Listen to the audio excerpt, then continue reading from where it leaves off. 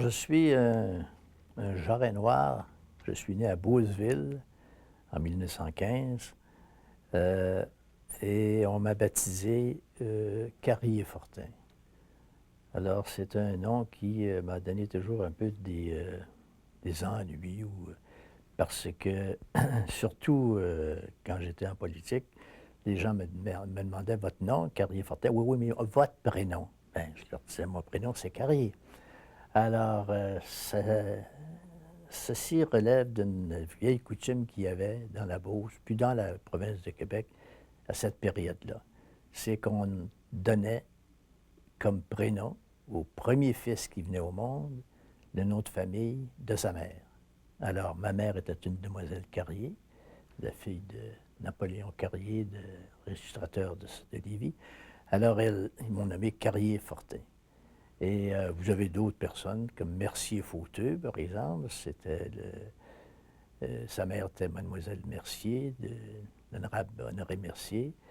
J'avais eu Mercier-Gouin. J'avais un de mes confrères à Québec qui s'appelait Chose-Gros de Léry. Un autre qui s'appelait Chauveau-Vallée. Enfin, il y en avait plusieurs comme ça. Alors, c'était la mode. Et puis, j'ai fait mes études chez les frères du Sacré-Cœur à Beauceville, mon cours classique au séminaire de Québec. Eu 7 ans, 8 ans pensionnaire. Et on trouvait ça assez dur quand vous avez 20 ans, 21 ans, puis vous rentrez pensionnaire, vous levez à 5h15 du matin. Alors, ben, enfin, j'ai fait mon cours pensionnaire au séminaire de Québec et puis mes études de droit à l'Université Laval. J'ai été reçu avocat en 1940. Et quand j'ai voulu ouvrir mon bureau, la guerre se déclarait. Comme mes parents à ce moment-là étaient déménagés à Montréal, alors j'ai été enregistré à Montréal. Et pour différentes circonstances qui seraient peut-être un peu trop longs de numéros, j'ai ouvert mon bureau à Asbestos. Je ne savais même pas ce que c'était, mais un jeune avocat, M. Chassé, qui était là à Asbestos depuis 3 ans, est décédé subitement. Alors, par différentes circonstances, j'ai su ça, puis finalement, j'ai pris son bureau. C'était le gendre du juge marié de Drummondville, que mon père connaissait, puis aussi. Alors, j'ai ouvert mon bureau à Asbestos. Et là, bien, comme j'avais changé de district, j'ai été obligé de me réenregistrer à Québec pour le service militaire. Et puis, j'ai pratiqué Asbestos jusqu'en janvier 42. Et en janvier 42, Paul Desruisseaux, qui plus tard est devenu sénateur et plus tard propriétaire du journal La Tribune, avait son bureau d'avocat depuis une dizaine d'années. Alors, il m'a téléphoné, puis il m'a demandé, il m'a invité de faire partie de son bureau. Parce que, me dit-il, j'ai décidé de m'enregistrer volontairement. C'est un homme célibataire, très à l'aise. Alors, j'ai demandé ça, et il a dit que ça ne me regardait pas, c'était sa décision. Alors, j'ai dit, très bien. Alors, j'ai déménagé à Sherbrooke, puis là, je me suis occupé de toutes ces affaires. Il y avait 2 grosses propriétés, puis enfin, il m'a demandé de s'occuper de toutes ces affaires. Et puis, j'ai continué à aller faire du bureau de fin de semaine à Asbestos.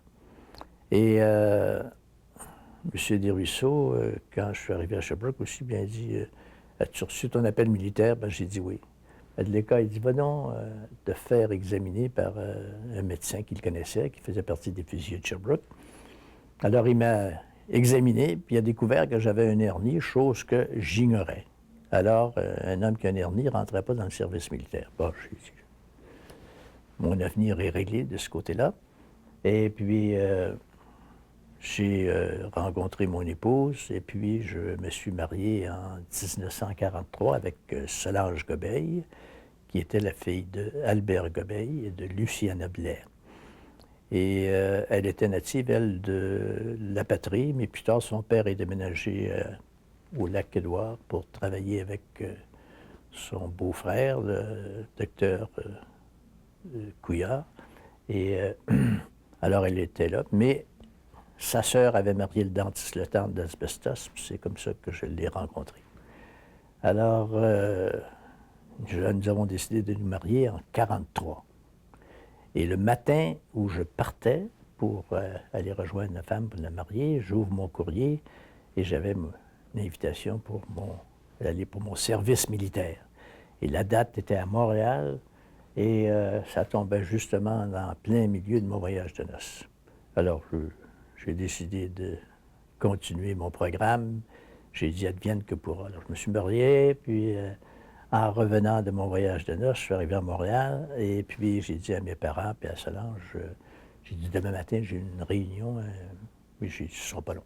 Alors, je suis descendu, puis là, on m'a mis en petite tenue et puis on m'a examiné, puis on m'a dit que je ne pouvais pas servir pour le gouvernement, pour l'armée canadienne. Alors, merci beaucoup. Le monsieur m'a demandé si j'avais fait un bon voyage de noces. J'ai dit oui.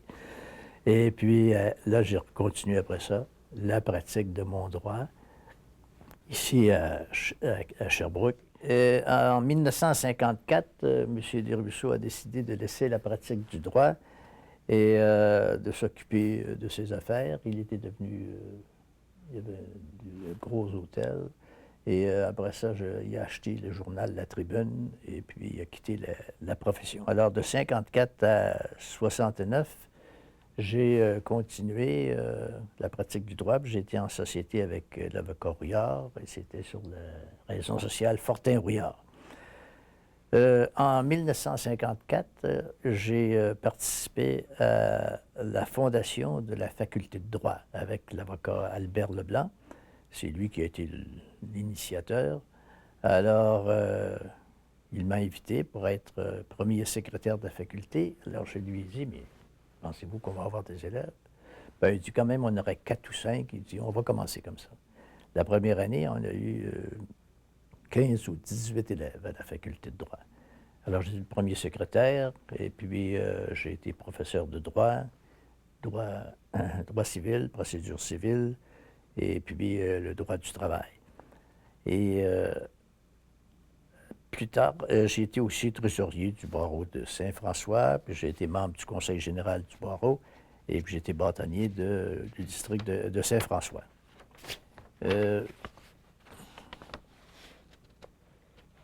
En 1961, j'ai été nommé conseil de Lorraine, et puis j'ai été secrétaire du comité général des juges de la Cour supérieure. Je dois vous dire que j'ai été nommé juge de la Cour supérieure en 1966, mais peut-être qu'on reviendra sur ça. Alors, j'ai continué ma profession d'avocat, et pendant que j'étais à Asbestos, j'avais fondé un petit journal, l'Asbestos. Plus tard, le nom a été changé en Le Citoyen, et puis il a continué pendant plusieurs années. En 1941, pendant que j'étais encore à Asbestos, j'ai fondé avec 15 ouvriers la coopérative d'habitation d'Asbestos. C'est la première dans toute l'Amérique du Nord qui a mis en pratique 100% les principes de la coopération. Les ouvriers, les 15 ouvriers se sont achetés chacun un lot. C'est la Canadian Johnsonville qui leur a vendu ça pour un montant de 100 $. Ça valait plus que ça, mais c'était la collaboration de la compagnie. Et puis, chacun a construit, les 15 ont construit eux-mêmes leur maison. Il y avait même parmi eux un type qui était électricien. La seule personne qu'ils ont engagée, ça a été un plombier pour faire la plomberie parce qu'il y avait un décret de la construction qui ne leur permettait pas de faire ça.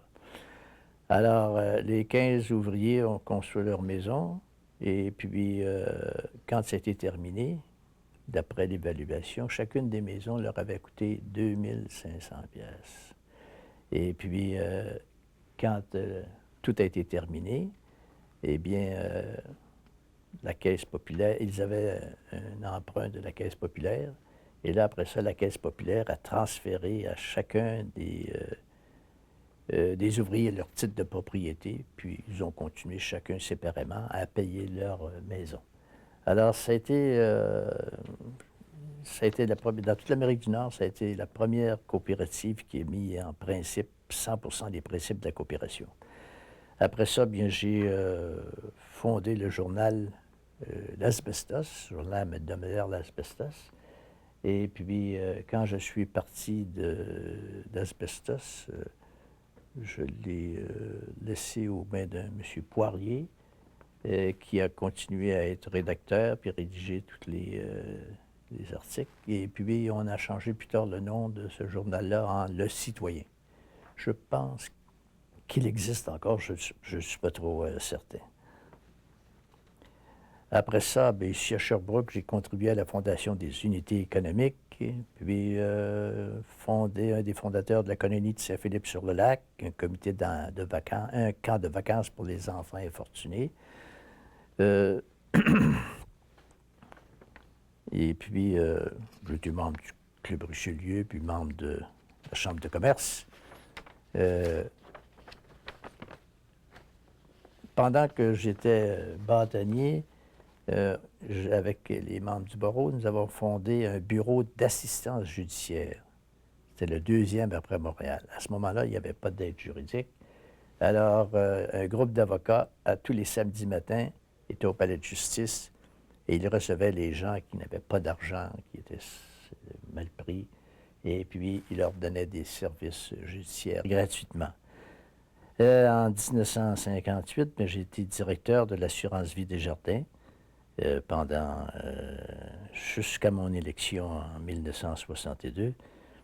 Et j'ai été un membre fondateur de la Fondation Caritas, ici à Sherbrooke, un organisme de charité. Et alors, puis c'est juste, et jusqu'à là, j'arrive peut-être à mes activités politiques. J'ai eu comme exemple à suivre pour mes activités sociales et mes activités politiques mon père, Joseph-Édouard Fortin, qui était à Beauceville, c'est là que je suis né. Lui-même était natif de la Baie-Saint-Paul. Il a été reçu avocat et il a pratiqué 1 an à la Baie-Saint-Paul. Et puis, avec mon grand-père, il a fondé une imprimerie et le journal L'Écho de Charlevoix. Mais à cette époque-là, l'activité sociale et économique était dans les campagnes. 75 de l'activité financière, économique était dans les campagnes. Et un des amis de mon père, notaire Ranger de Beauceville, a communiqué avec lui, il dit « Viens-t'en donc dans la Beauce, c'est là que l'argent se fait. » Alors, avec mon grand-père, il a déménagé son imprimerie et puis, à Beauceville, il a fondé le journal L'Éclaireur, qui est devenu un des grands hebdomadaires de la province. Et plus tard, il a continué dans ses activités. Il a cessé, évidemment, de pratiquer le droit. Et il avait fondé La Parole de Drummondville avec l'imprimerie. Il a fondé l'Écho de Mégantic, l'Écho à Thetford Mines, là. Et puis la Revue des Chevaliers de Colomb.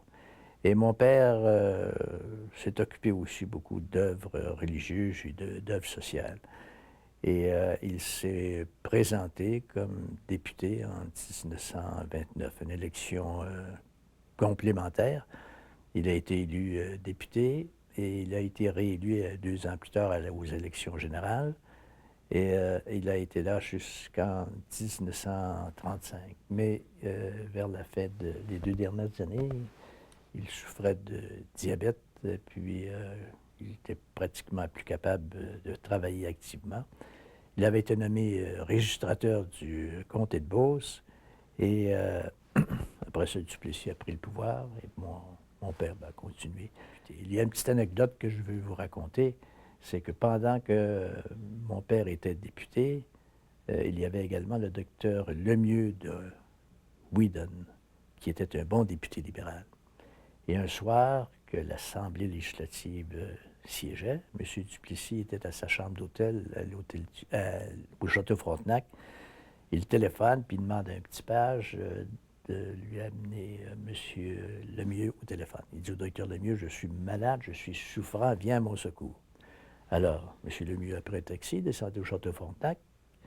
Il a examiné M. Duplessis, il dit, « Vous faites un appendicite aigu. Ça peut être très grave, c'est une opération d'urgence. » Le docteur Lemieux s'est occupé d'avoir un chirurgien, de le faire transporter à l'hôpital, puis M. Duplessis a été opéré et sauvé. Et mon père, qui avait son journal L'Éclaireur, a écrit un petit article dans son journal disant, bien, le chef de l'opposition a été opéré, et il est absent de la Chambre, même si c'est un adversaire politique. On remarque son absence et son humour et ses interventions, et on lui souhaite un prompt rétablissement. Alors, comme mon père était député, l'article qu'il a publié dans son journal L'Éclaireur a été reproduit dans Le Soleil puis plusieurs journaux. Alors, un des députés de de l'opposition, d'un ami de M. Duplessis, a apporté cet article-là à M. Duplessis. Puis c'est resté là comme ça. M. Duplessis a été défait, et puis quelques mois après, on est venu lui demander de mettre Édouard Fortin à la porte. Il dit non, Fortin va rester là. Alors, le député dit, je démissionne. Le député de Beauce, qui était une union nationale, alors, il a démissionné, puis il y a eu d'autres élections, puis un autre député qui a été élu. Et un an ou deux après, la même situation s'est présentée. Alors, c'était le notaire Crépeau de Saint-Georges qui se présentait et qui voulait être registrateur. Et quand papa était député, lui, bleu ou rouge, n'importe quoi, tout le monde était égaux devant lui. Alors, le notaire Crépeau était secrétaire de la municipalité, puis il avait eu affaire à papa, puis papa lui a rendu des services. Alors, il dit, ça n'a pas de bon sens que je remplace M. Fortin. Il a téléphoné à son frère ici, qui était l'ingénieur Crépeau, un ami intime de M. Johnny Bourque, qui était le ministre à Sherbrooke. Et quand la convention avait eu lieu à Sherbrooke pour élire un chef, c'est M. Duplessis qui a été élu, et c'est M. Crépeau qui avait travaillé très fort pour faire élire M. Duplessis. Alors, M. Crépeau avait ses portes ouvertes auprès de M. Duplessis. Alors, le notaire Crépeau a téléphoné à son frère, l'ingénieur, puis il compte ça n'a pas de bon sens. Ils vont mettre M. Fortin à la porte. M. Fortin, il m'a rendu service, puis je veux pas ça.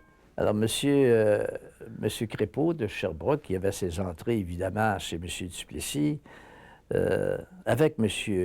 Bourque, sont descendus voir M. Duplessis. Et quand ils sont arrivés, il y avait déjà une délégation de la Beauce qui venait demander à M. Duplessis de mettre mon père dehors puis de nommer M. Crépeau. Alors, M. Duplessis dit, c'est bien simple. Il dit, je vais mettre Fortin dehors, puis je vais le nommer conjointement registrateur avec M. Crépeau. Alors, mon père a gardé sa position, puis ils se sont entendus, M. Crépeau et lui, parce qu'à ce moment-là, les registrateurs étaient honoraires, ils n'étaient pas à salaire. Et puis, ça a continué comme ça. M. Duplessis a été défait.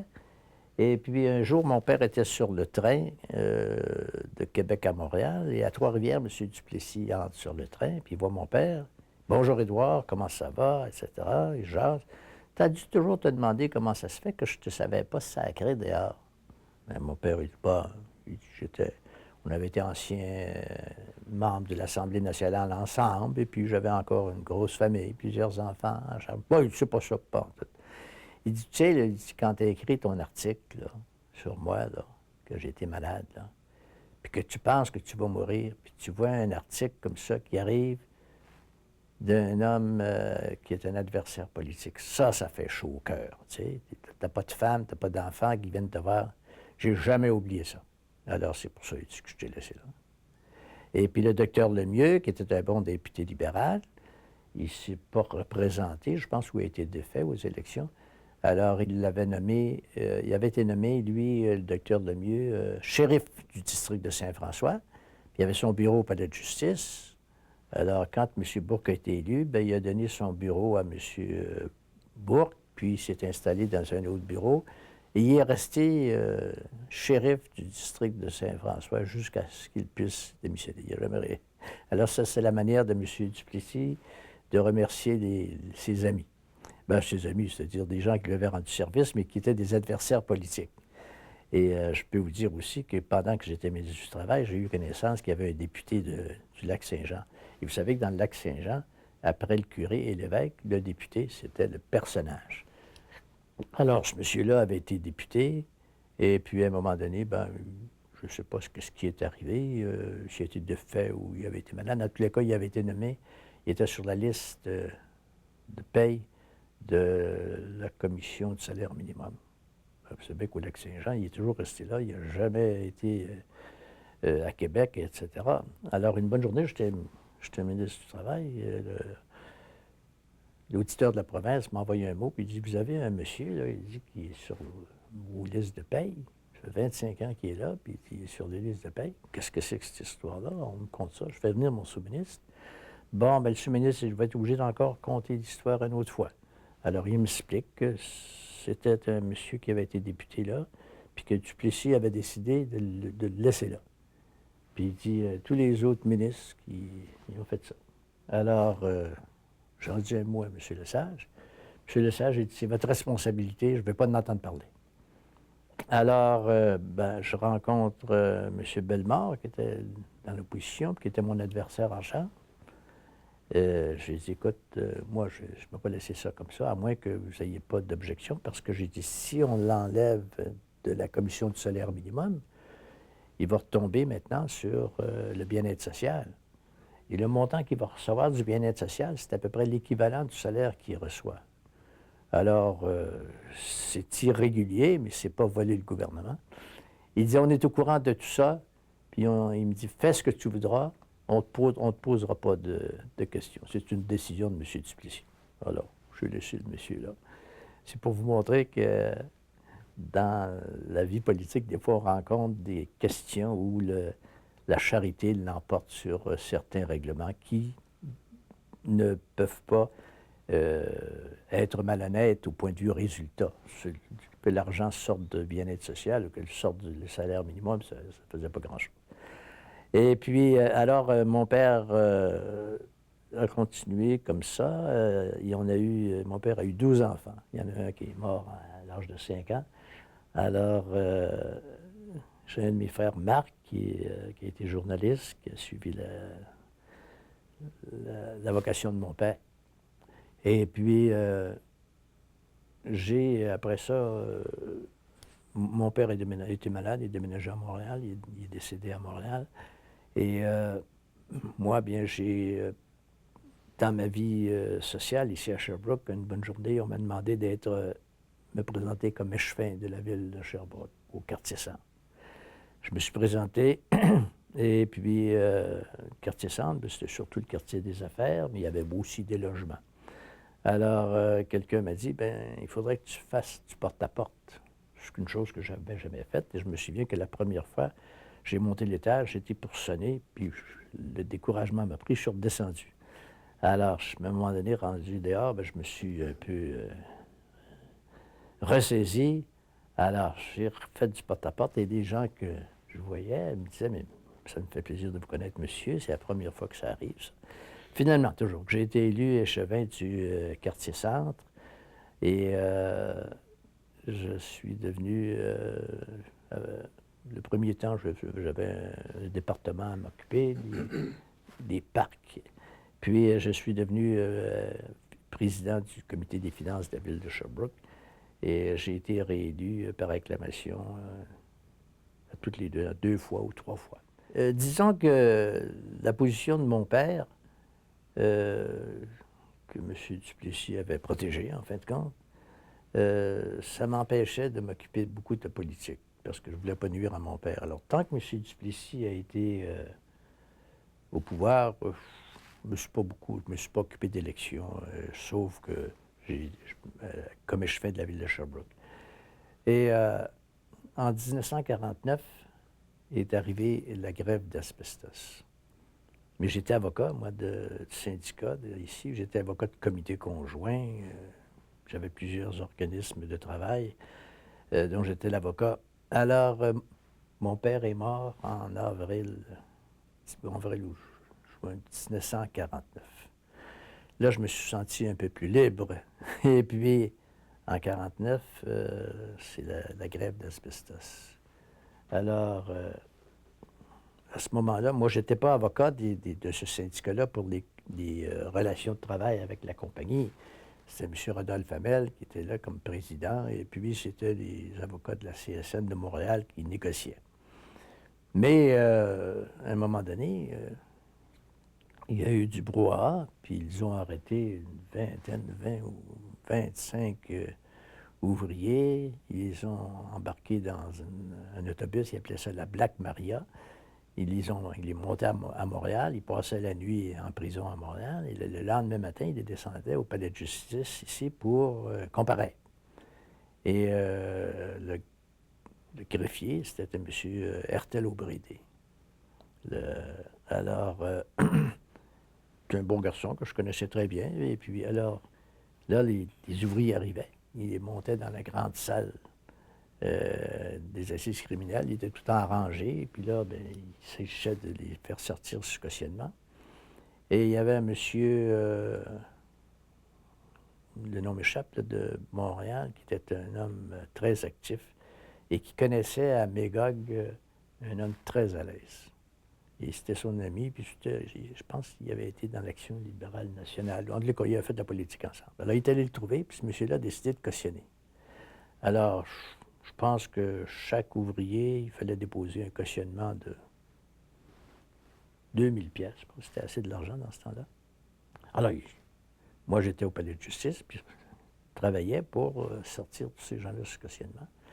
Alors, j'ai été pendant pratiquement 3 semaines, presque absent de mon bureau. J'étais au palais de justice, puis je sortais les gens de... Il y en a, je pense qu'il y en a pas loin de 250 qui ont été arrêtés puis qui sont sortis sous cautionnement parce qu'il y avait eu des émeutes à Asbestos, et puis il y avait eu des assemblées au sous-sol de l'église, là.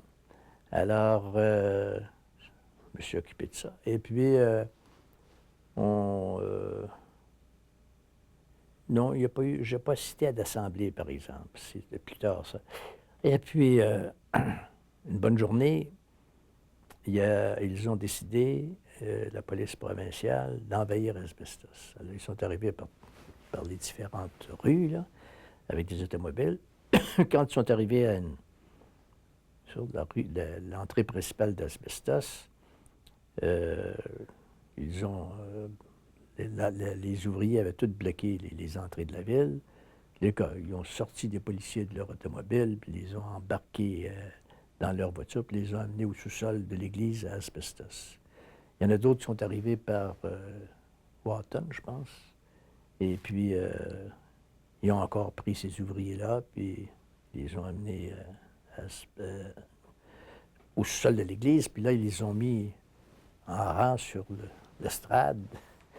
Et puis, il y avait des gens en arrière d'eux autres, là, et puis des ouvriers. Et puis, il n'y a pas eu de... Je ne sais pas s'il y en a un qui a eu quelques coups de poing, je ne sais pas trop. Alors, les ouvriers étaient là, puis là, je ne sais pas si qu'est-ce qui est arrivé, les policiers se sont venus, puis il y en a qui sont sauvés, sont montés dans l'église un peu partout. Finalement, toujours qu'ils ont décidé de déclarer l'acte d'émeute.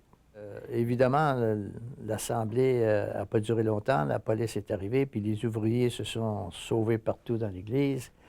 Et finalement, le lendemain matin, eh bien, on a décidé de lire l'acte d'émeute. Et comme je vous le disais, eh bien, l'émeute, il faut que les gens soient prêts, là. Soit les ouvriers soient réunis ou les manifestants soient là.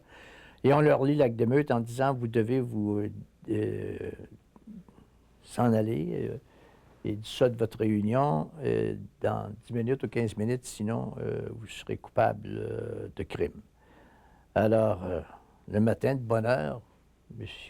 Hertel Aubrédé, qui était le greffier, est allé à Asbestos. Il est monté sur les marches de l'église. Et sur les marches de l'église, il y avait seulement quelques hommes, quelques femmes qui étaient venus à la messe. Et puis, il n'y avait plus d'ouvriers là du tout. Mais n'empêche qu'il lit l'acte d'émeute, la même chose. Alors, ça ne valait pas grand-chose. Et puis, après ça, bien, là, il y a eu d'autres arrestations à Asbestos, des gens qui ont été arrêtés.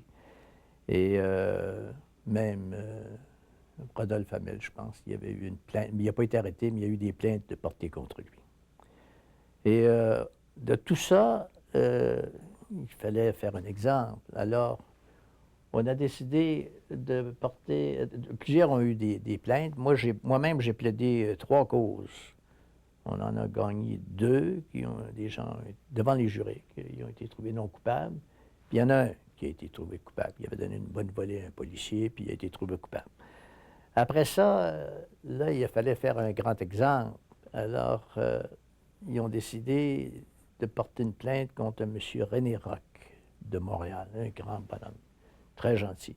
Mais c'était lui qui était venu pour aider les ouvriers à organiser leur grève, puis à faire marcher ça, les négociations pendant la grève. Alors, ils ont décidé de porter une plainte contre lui pour une plainte d'avoir une plainte intimidation pour empêcher quelqu'un de faire ce qu'il a le droit de faire. Alors, ça voulait dire qu'il avait intimidé les gens pour les empêcher, les scabs d'aller travailler. Alors, on a eu un procès, ça a été un procès politique, il n'y a pas d'erreur.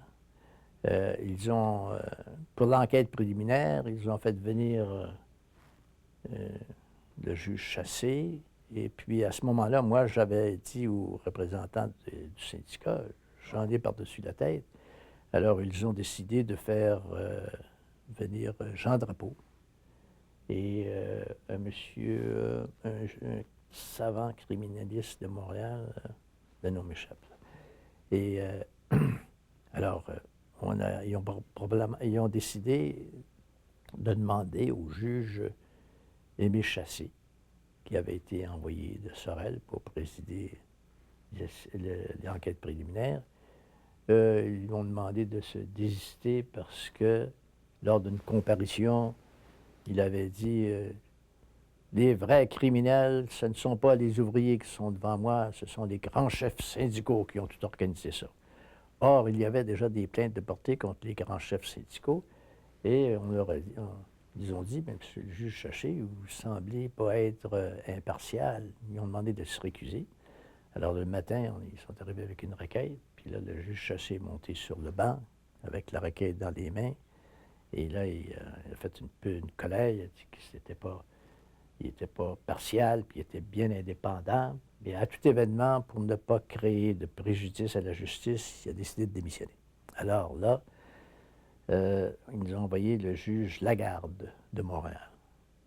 Alors, le juge Lagarde est venu, il a présidé les enquêtes préliminaires. Il était très, très gentil sur le banc, puis quand il y avait des policiers qui venaient témoigner, il était assez sévère, puis quand les ouvriers venaient témoigner, ben, il n'était pas trop sévère pour eux autres. Mais à la fin, quand il a rendu le jugement, là, tous les accusés qui étaient devant lui, il les a tous référés aux assises criminelles, puis chacun avait 7, 8, 10 crimes qui étaient portés contre lui. Alors finalement, là, ils ont choisi à travers tout ça René Roch, puis ils ont pris une plainte contre lui, comme je vous le disais tout à l'heure, pour intimidation. Et c'est M. Noël Dorion, procureur général, avocat du procureur général à Québec, un des plus grands criminalistes du Québec, puis qui est venu plaider les causes.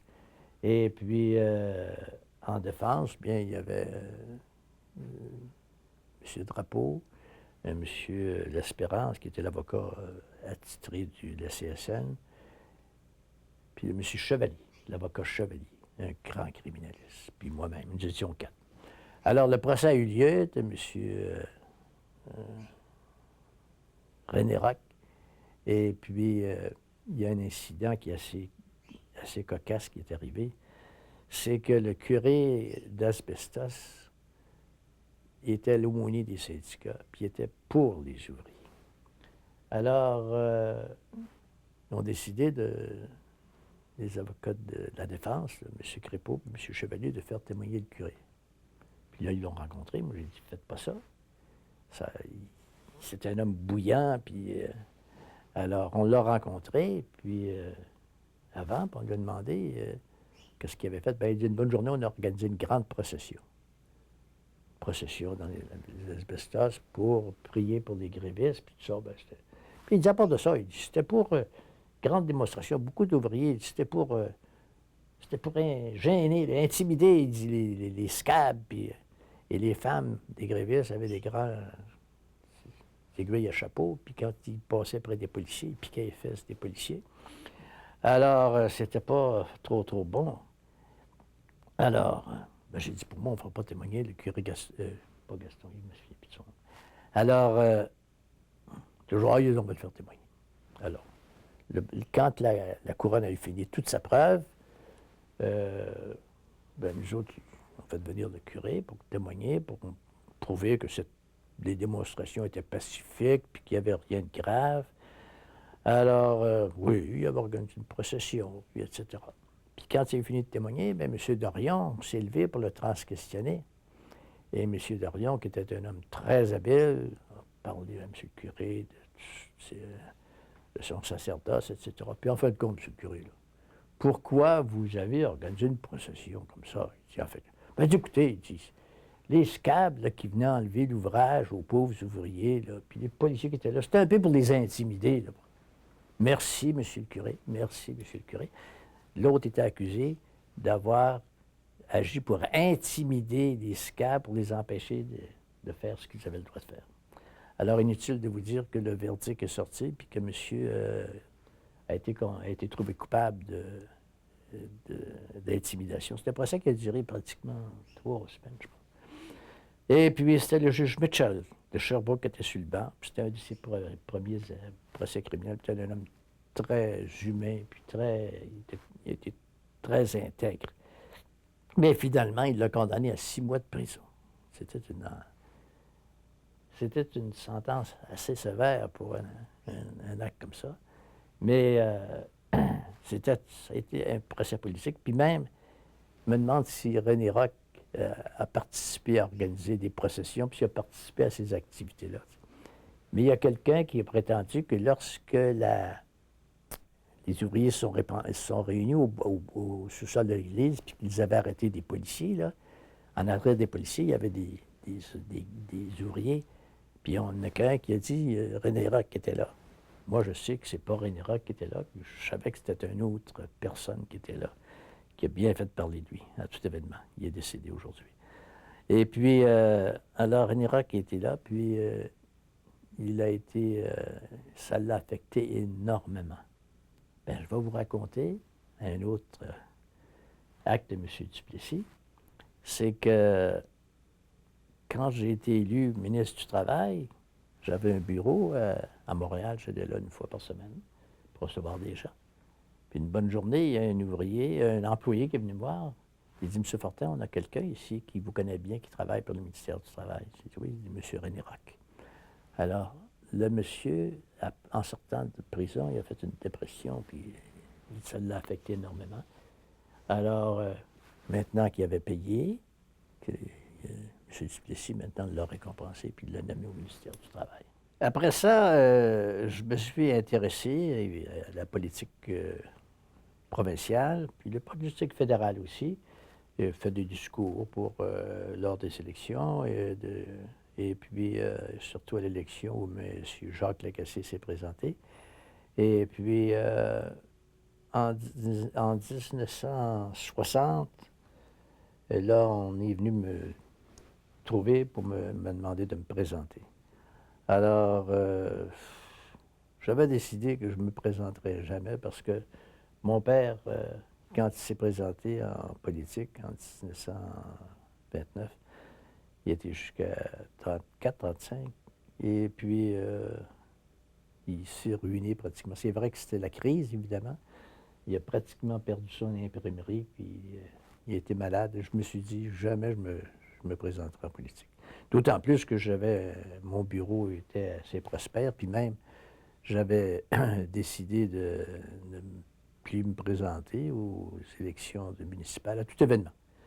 On m'a convaincu, puis je me suis présenté à la convention à Sherbrooke ici, et puis c'est l'opposant, M. Brousseau, qui a été choisi comme candidat libéral.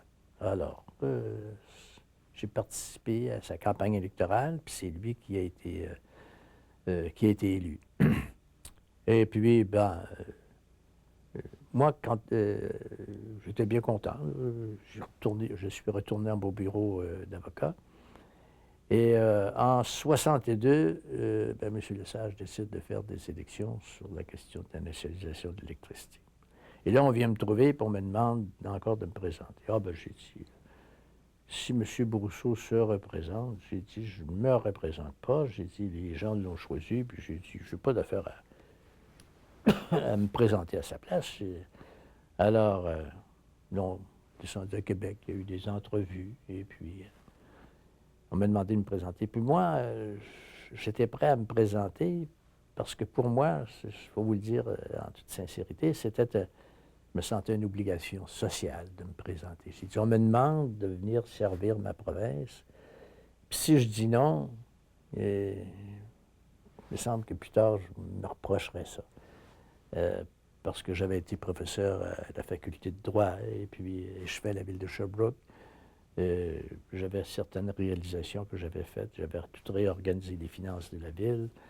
Et puis je me souviens qu'une bonne journée, j'avais présenté le discours du budget. Puis au lieu de présenter ça en termes des comptables, etc., j'avais présenté ça, quels étaient les actifs de la ville, quelles étaient nos obligations, les taxes, etc. Et justement, M. l'ingénieur Crépeau était venu quelque temps après faire un discours au Club Richelieu. Puis il ne savait pas que j'étais là, je pense qu'il ne me connaissait pas. Alors, puis il parlait de ses activités. Puis là, il dit, j'ai entendu un discours, il dit, sur le budget de la ville de Sherbrooke. Puis il dit, là, j'ai compris quelque chose. Il dit, ça a été fait pour qu'on comprenne. Alors, ça m'avait bien fait plaisir. À tout événement, je suis descendu à Québec, et puis là, on m'a dit, bien, M. Brousseau se présente. Bon, ben, je sais très bien. Alors, je suis retourné ici à Sherbrooke. Et j'avais déjà rencontré M. Lesage dans l'avion qui revenait de Rouyn-Noranda à Sherbrooke lors de l'élection de 1960, où Lucien Clich s'est présenté. Puis dans l'avion, il m'avait demandé, M. Fortin, j'aurais besoin de vous. Vous connaissez le droit du travail, etc., puis je voudrais que vous vous présentiez. Je lui ai dit, je vais y penser sérieusement. Et puis, c'est là qu'en 1960, j'ai dit oui.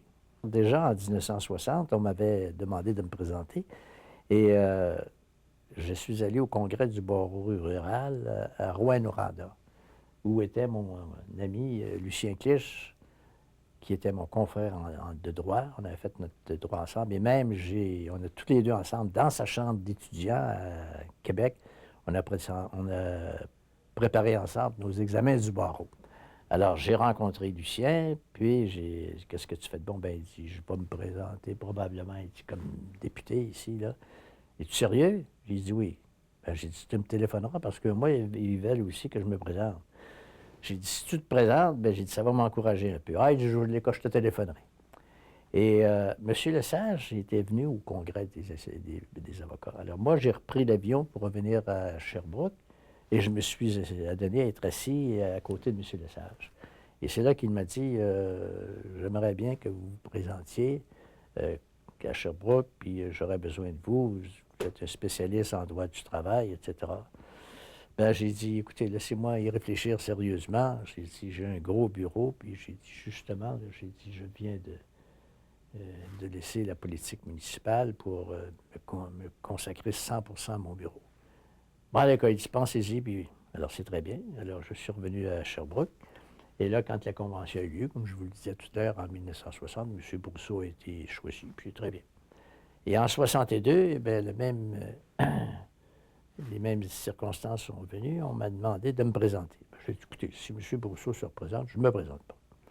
Alors, à un moment donné, on m'a demandé de descendre à Québec. J'étais au bureau d'Émilien Lafrance. En arrivant là, ça, c'était bien un peu le système d'Émilien. Il y avait des représentants de M. Brousseau qui étaient là. Puis j'ai dit, qu'est-ce qu'il y a? Bien, Émilien dit, là, il y a une question de si tu vas te présenter. Puis M. Brousseau, ben oui, mais j'ai dit, est-ce que M. Brousseau se présente? Ben, il dit, il n'a pas l'air à vouloir se retirer. Ben, je ne retire pas, je ne me présente pas. Bon, ben, on dit, c'est correct. Alors, je suis sorti du bureau, puis je traverse la grande allée, qu'est-ce que je vois dans son automobile? Lucien Clich. Alors, il m'envoie de la main, puis j'arrête, je monte à son bureau, puis qu'est-ce que, ouais, ben, je suis au courant de tout ça, là. Puis il dit, ben, j'ai dit, ouais, j'ai dit, puis toi, là, évidemment, tu as été élu en 60, puis tu te représentes encore à jouer. Ben, j'ai dit, je ne sais pas. J'ai dit, si Brousseau se représente, je ne me présente pas. Ben, c'est correct, bonjour, et c'est fini. Alors, il y a eu une réunion à Montréal, une espèce de convention à Montréal, et puis à un moment donné, M. Brousseau était là. Moi, ben, j'ai été à la réunion comme pour l'organisation des élections. Puis à un moment donné, j'ai su qu'il y avait eu une rencontre entre M. Brousseau et M. Lesage, puis M. Brousseau avait décidé de ne pas se représenter. Ah ben là, comme on dit, j'étais pris. J'étais pris entre ma profession puis la politique, en fin de compte. J'ai dit qu'advienne que pourra. J'ai dit, je vais servir ma province. Alors, j'ai décidé de me présenter. Et puis, à la convention, je n'ai pas eu d'adversaire. Et puis, je me suis présenté contre Armand Nadeau, qui était le maire de Sherbrooke, et avec qui j'avais siégé pendant 7-8 ans. Alors, on a eu une belle campagne électorale, propre, puis sans anicroche, je voulais dire. Puis, j'ai été élu député avec 4000 voix de majorité. Et une fois que j'ai été élu, c'était au mois de novembre, ça, M. Lesage m'a fait venir à Québec, puis là, il a dit, je vais vous nommer pour quelque temps ministre sans portefeuille, puis je vais vous confier certains mandats. Alors, j'ai été élu ministre sans portefeuille, et jusqu'en août 1963, alors qu'il m'a nommé ministre du Travail pour remplacer René Hamel, qui devenait procureur général. Et aussitôt que j'ai été nommé, eh bien, j'ai eu en main le Code du travail, parce qu'il avait été présenté à la session précédente, mais vu la dissolution des chambres, il fallait le représenter de nouveau. Alors, je me suis attelé à étudier le Code du travail. Et là, une chose que je faisais assez rarement, il y a eu une grande commission parlementaire. Et M. Lesage était là, puis moi aussi. Et les ouvriers, les syndicats, la FTQ, la CSN, et plusieurs sont venus pour présenter des amendements puis discuter du code au complet. Et du côté patronal également. Le projet qui avait été présenté à la session précédente est revenu en Chambre. Et comme je vous disais, cette commission a étudié tous les articles par article, avec pris les suggestions des ouvriers. Et là, après ça, avec M. Lesage, puis le cabinet, on s'est réunis avec surtout M. Louis-Philippe Pigeon, qui est devenu plus tard juge de la Cour suprême. Je dirais que c'était un génie en droit, et surtout pour rédiger des lois succinctes, sans rentrer dans les détails, parce que vous savez qu'en loi, plus vous détaillez, plus vous limitez la liberté des citoyens, et puis plus ça devient difficile d'appliquer les lois. S'il y a un petit point qu'on n'a pas prévu dans la loi, on reste prisonnier. Alors, on a présenté le Code du travail, et est venue à un moment donné la question de l'intervention du ministère. Alors, on a dit ceci, c'est que vous autres, les patrons et les ouvriers, vous êtes libres dans vos négociations.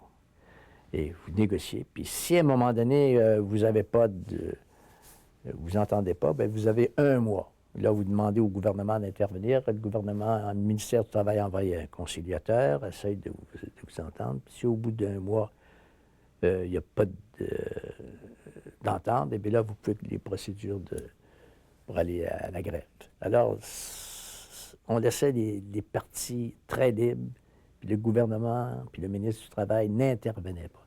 Et puis, il ne faut pas oublier que c'est ça, malheureusement, que c'était dans l'ancien temps, c'était comme ça. Le ministre du Travail, c'était pas le ministre des Travailleurs, c'était le ministre du Travail, c'est-à-dire des employeurs et des employés, et il n'avait pas le droit d'être plus en faveur des ouvriers puis en faveur des employeurs. Il était neutre et il intervenait que lorsqu'on le lui demandait.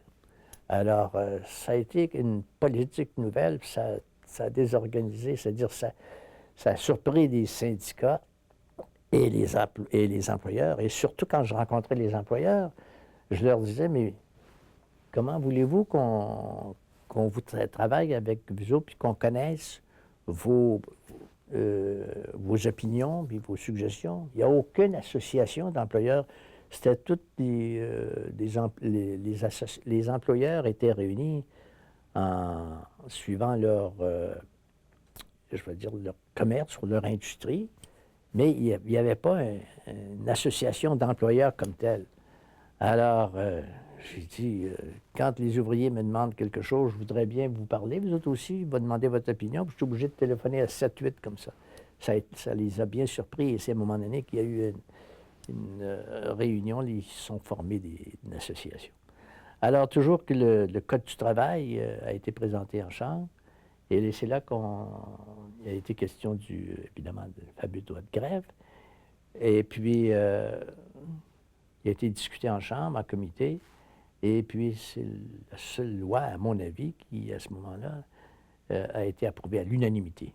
L'opposition a voté à 100% pour le Code du travail, y compris M. Maurice Bellemare, qui était un ardent syndicaliste.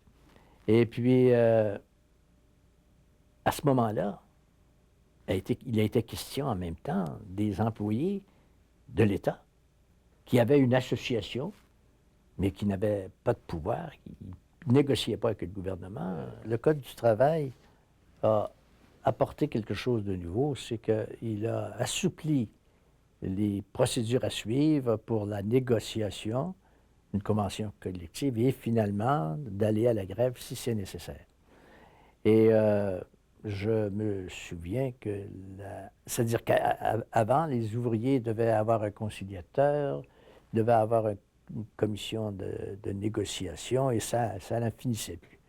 Alors, le Code du travail a fait un pas de géant, en ce sens qu'il a mis une procédure simple, mais laissant beaucoup de liberté aux patrons et aux ouvriers de négocier entre eux autres.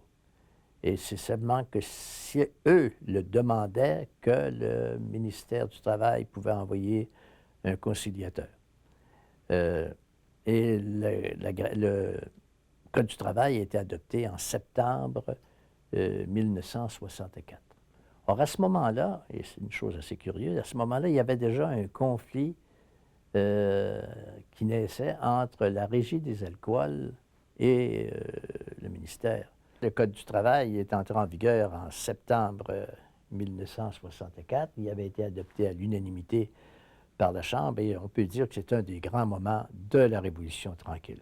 Ça a apporté un souffle de vie, puis beaucoup de liberté dans les négociations entre patrons et ouvriers. La première fois que le Code du travail a été mis à l'essai, curieusement, ça a été avec la Commission des liqueurs du Québec. La Commission des liqueurs était une corporation d'une certaine manière indépendante de la fonction publique et les employés de la Commission des liqueurs n'étaient pas strictement parlant des employés de la fonction publique. Alors, ils devaient, pendant un mois, essayer de négocier et s'ils ne s'entendaient pas, le gouvernement envoyait un négociateur. Après ça, c'était d'autres négociations. Mais comme la fête de Noël arrivait assez rapidement et qu'ils ne voulaient pas que en suivant scrupuleusement les délais, qu'ils tombent après Noël pour pouvoir avoir un droit de grève, immédiatement, la première semaine ou deuxième semaine de septembre, ils ont dit on ne réussit pas à s'entendre. Inutile de passer un mois, on ne réussit pas à s'entendre et nommez-nous immédiatement un négociateur. Alors, le ministère du Travail leur a nommé un négociateur et puis ils ont essayé de négocier et finalement, quelque temps avant Noël, M. Lesage prenait sa marche après le souper dans la rue et M. Jean Marchand, le président de la CSN, lui aussi restait pas loin, puis ils se sont rencontrés. Et puis M. Lesage lui a demandé, puis comment ça va avec la négociation de la commission des liqueurs? Alors Jean Marchand a dit, bien, s'il rajoutait 5 cents de plus, ça se réglerait. Alors, ça n'a pas été long. M. Lesage a pris le téléphone, puis il a téléphoné à son négociateur en chef, et puis ça s'est réglé. Alors, plus tard, on en reparlera peut-être, mais quand est venu le temps de négocier avec les employés du gouvernement, là, les négociateurs en chef qui avaient été engagés par le gouvernement ont bien dit à M. Lesage, si vous voulez, vous allez nous laisser négocier et si quelqu'un vous rencontre, vous nous référez ça à nous autres. Parce que là, vous avez négocié, comme prendre une expression pour rire un peu, vous avez négocié en côte à queue. Alors ça ne se négocie plus dans la fonction publique. Mais ça, il va falloir revenir sur plus tard pour la loi de la fonction publique. Alors, comme je le disais, le Code du travail est entré en vigueur et réellement, les négociations se sont faites avec beaucoup de paix et avec de très bons résultats. Maintenant, est arrivée la fonction publique. Est-ce que les fonctionnaires du gouvernement étaient assujettis au Code du travail? Non. Alors, les ouvriers du gouvernement, qui avaient une association, mais qui n'avaient aucun pouvoir quelconque pour négocier, ont dit au gouvernement, on voudrait avoir notre droit de négocier avec le gouvernement. Alors, M. Lesage a mis un comité d'études à ce sujet-là, et à un moment donné, il m'a demandé d'aller en Europe pour faire une petite étude, voir comment fonctionnaient les lois d'ouvrières. Alors, on est parti un comité avec 4 personnes, un représentant des patrons, un représentant des syndicats, puis des représentants du ministère du Travail. Nous sommes allés en Suisse, après en France, je suis allé en Allemagne, et puis en Belgique, et finalement en Angleterre. En France, j'ai rencontré une dame qui était ministre du Travail, et je lui ai demandé, est-ce que vos ouvriers dans la fonction publique, vos employés, ont le droit de faire la grève? Elle a dit, je ne peux pas vous répondre à ça, je ne le sais pas. Alors, elle dit, je vais faire des recherches. Et le lendemain ou sur le lendemain, je l'ai rencontré, elle a dit, les avocats du gouvernement se sont mis à l'étude. Et puis, ils ont regardé la Constitution de la présente République, la Constitution de l'ancienne République, puis toutes les lois, puis il n'y a rien. Il n'est pas question que les ouvriers du gouvernement, les employés du gouvernement fassent la grève. Alors, après ça, j'ai traversé en Angleterre. J'ai rencontré le ministre du Travail et j'ai aussi rencontré le président de la grande fédération des ouvriers auquel participent les employés de l'État. Et je lui ai demandé, est-ce que les ouvriers de l'État ont le droit de faire la grève? Alors, il a sursauté, il était indigné pratiquement. Il m'a dit, mais à quoi pensez-vous, monsieur? Pensez-vous que nous n'avons pas assez de civisme et que nous ferions la grève pour priver tous nos concitoyens des services publics, etc. Alors, il n'y en a pas question.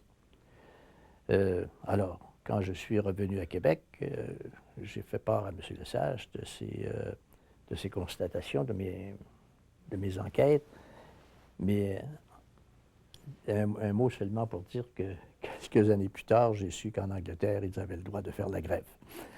Alors, à tout événement, M. Lesage s'est mis à étudier ça et puis consulter, je pense, il y a l'abbé Dion et puis d'autres spécialistes. Puis ils ont dit que le droit de grève n'était pas un droit qui découlait nécessairement d'un échec de convention collective. C'était quelque chose d'absolument indépendant. Ce n'est pas une conséquence logique, légale du refus ou de l'échec des conventions. À tout événement, la loi de la fonction publique a été passée, mais auparavant, il y a eu un vote de prix parce qu'il y avait déjà l'association des employés du gouvernement. Mais le syndicat, la CSN, ont fait de la propagande, puis ont organisé un syndicat. Et là, quand les négociations, pas les négociations, mais les sollicitations étaient faites, que le syndicat de la CSN a été formé, là, le vote a été pris.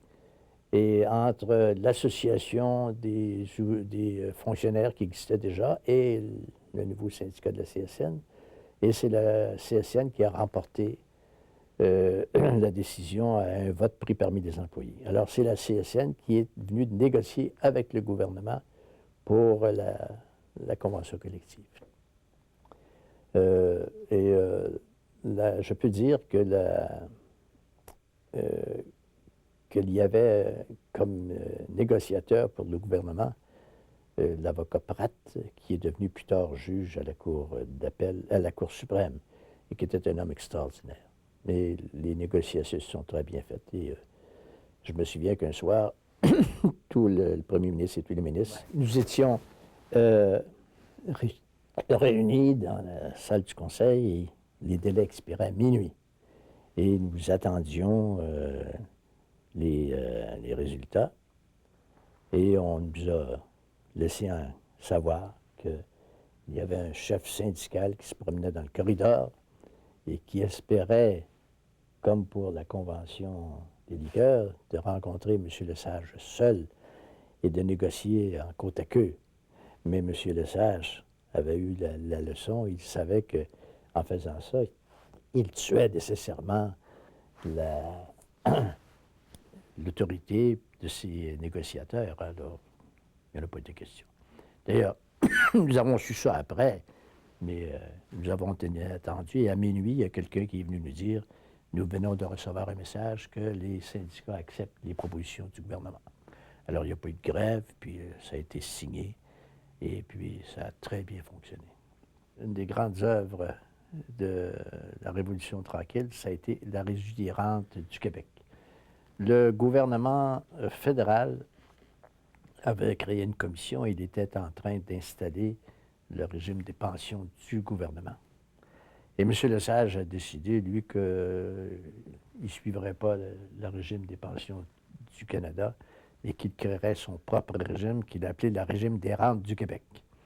Alors, quand il a créé un comité d'études qui était dirigé par M. Claude Gastonguay, puis M.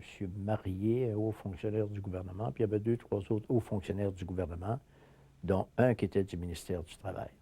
Et les études avaient commencé du temps de M. René Hamel, qui était ministre du Travail. Quand je suis arrivé au ministère du Travail, M. Lesage m'a dit, bien, vous allez maintenant présider ce comité-là et vous voyez travailler avec eux autres puis me faire rapport. Alors, on a eu une réunion et ils ont dit, on est prêt. Alors, voici ce qu'il y en est, c'est quand quelqu'un prendra sa pension avant sa retraite ou après sa retraite, etc. Voici les conditions et voici ce que ça coûte. Ça coûte à peu près, dans l'autant que je me souviens, à peu près 3 du salaire annuel. Alors, j'ai dit, qu'est-ce qui arrive après si le monsieur décède avant d'avoir pris sa pension? Ben, il n'y a rien. Maintenant, si, pendant qu'il a sa pension, il décède, qu'est-ce qui arrive? Ben, ça finit là. Sa femme n'a rien, les enfants n'ont rien. Et j'ai dit, ça me semble que ça n'a pas de bon sens. Voici un homme qui a contribué à donner de l'argent, puis j'ai dit, il meurt avant de prendre sa pension, puis l'État garde ses contributions, il a payé sa part, le patron a payé sa part, puis s'il meurt, puis sa femme, ses enfants n'ont rien. Alors, M. Claude Gastonguay m'a répondu, c'est pas ça qu'on m'a demandé. Sur le coup, je n'ai pas compris sa réponse. Je disais à tout événement, regardez donc ça, voir si vous pourriez faire quelque chose. Bien, si vous me le demandez, je vais le faire. Et 15 jours, 3 semaines après, réunion du comité, puis il me dit, bien, on a étudié ça. Si le monsieur meurt avant de prendre sa pension ou après avoir pris sa pension, eh bien, nous avons organisé quelque chose où sa veuve et ses enfants vont recevoir un montant. Je lui ai dit, ça doit coûter cher. Il dit, nous avons été excessivement surpris, M. Fortin, après toutes les études et les analyses que nous avons faites, consultant les compagnies d'assurance, etc., ça coûte à peu près 1% de plus ou un demi de 1% de plus. Moi, je ne suis pas sûr. Il a dit oui. Puis il dit, on vous a écrit ça, là, tout notre rapport sur à peu près 2 feuilles de papier à lettres. Ben, je lui ai dit, donnez-moi ça. Alors, j'ai mis ça dans ma poche. 2 jours après, c'était la conférence fédérale provinciale à Québec, au Parlement de Québec. Puis je faisais partie de la délégation. Et à ce moment-là, je n'avais pas réalisé, c'est que, au point de vue constitutionnel, le fédéral ne peut pas faire d'assurance. L'assurance, c'est de la juridiction provinciale. Or, quand j'ai demandé à M. Claude Gastonguay quelque chose pour la veuve et les orphelins, on tombait dans le domaine de l'assurance. Tandis que quand on restait dans le fonds de pension pur et simple, c'était de juridiction fédérale et provinciale. Alors, Ottawa ne pouvait pas avoir ce que j'avais demandé, moi. Puis quand Gastonguay m'a dit, ben, on ne va pas demander ça, c'est que M. Lesage lui avait demandé de faire un plan semblable à celui d'Ottawa. Alors, la conférence fédérale provinciale s'ouvre 2 jours après, et puis, c'était pas sur l'agenda du tout, mais à un moment donné, il y a eu un moment de relâche dans les discussions, et le président et le premier ministre de l'Ontario a dit à M. Lesage, « Comment ça va, votre régie des rentes? » Bien, M. Lesage, il dit, « Ça va, là, on va passer notre loi bientôt, j'attends les derniers rapports, puis c'est très bien. » Alors, ils ont continué les discussions. Mais moi, j'étais assis en arrière de M. Lesage, alors je lui ai poussé un peu sur le bras. J'ai dit, écoutez, j'ai eu un rapport final, puis j'ai dit ça en 2 mots. Mais je n'ai pas besoin de parler trop, M. Lesage. C'était un gars vite, puis qui connaissait son affaire. J'ai dit, j'ai une petite lettre dans mes poches, j'ai dit, donne-moi ça. Alors, il a pris ça. Pendant la discussion, tout lu ça. Après ça, il s'est retourné, il m'a donné ça. Il dit, surveille-moi bien, allez. J'ai dit oui. Alors, ça a continué. À un moment donné, il y a un autre petit relâche. M. Lesage, il dit, ah oui, monsieur le premier ministre de l'Ontario, vous me demandiez où allait notre affaire. J'ai dit, j'ai oublié de vous dire, il dit que nous autres, on ajoute quelque chose pour la veuve et les orphelins. Le premier ministre, M. Pearson, il est resté estomaqué. Mme Judy Lamarche, qui était en charge de ça, le visage y a allongé. Et M. Smallwood, qui était le premier ministre de Terre-Neuve, faire de drôle, il dit, je laisse Ottawa, puis j'embarque avec le programme du gouvernement de Québec. Monsieur Pearson, messieurs, vous êtes hors d'ordre, si vous voulez, nous allons continuer notre assemblée. Mais qu'est-ce qui est arrivé, c'est que dans les 15 jours qui ont suivi, il y a eu des tractations qui se sont faites. Alors, 2 ministres du gouvernement fédéral ont fait le tour des provinces et ont demandé aux provinces s'ils accepteraient un amendement à la Constitution pour permettre au gouvernement fédéral d'ajouter ce que nous avions à Québec dans notre affaire.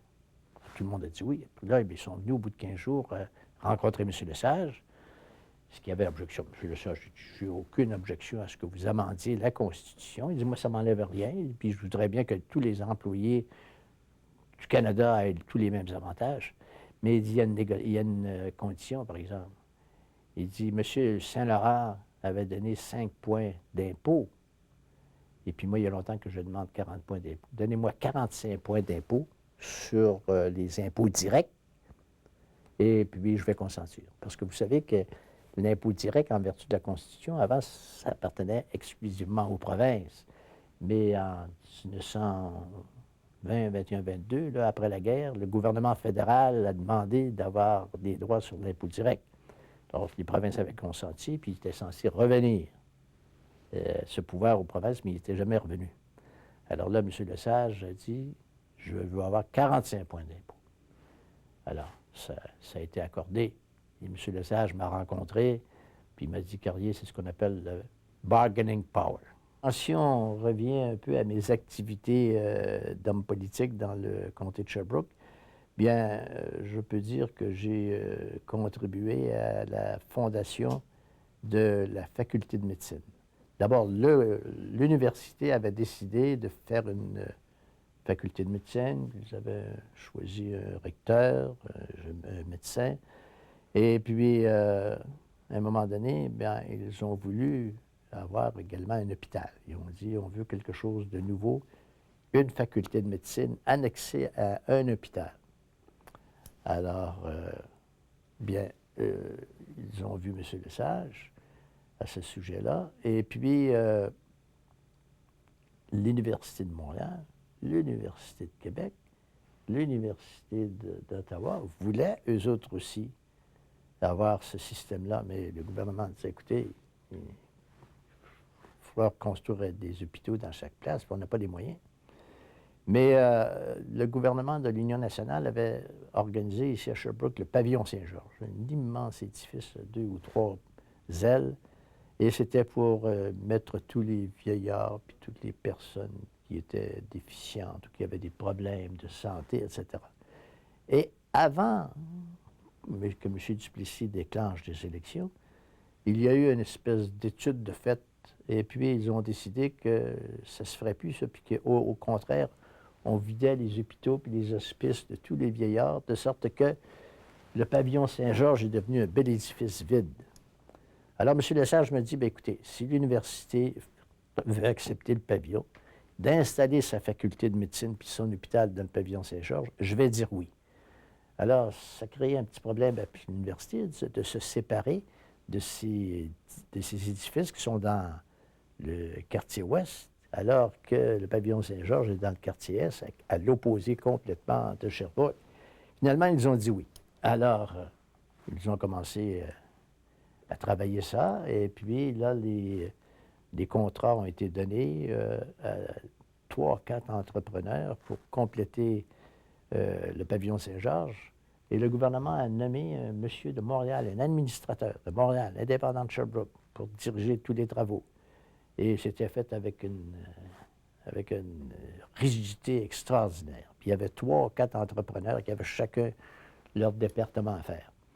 Mais ceci a créé, sans qu'on le sache trop, un conflit à Québec, parce que c'était le ministère des Travaux publics qui dirigeait les travaux, mais il recevait l'argent du ministère de l'Éducation en ce qui concerne la faculté et du ministère de la Santé en ce qui concerne l'hôpital.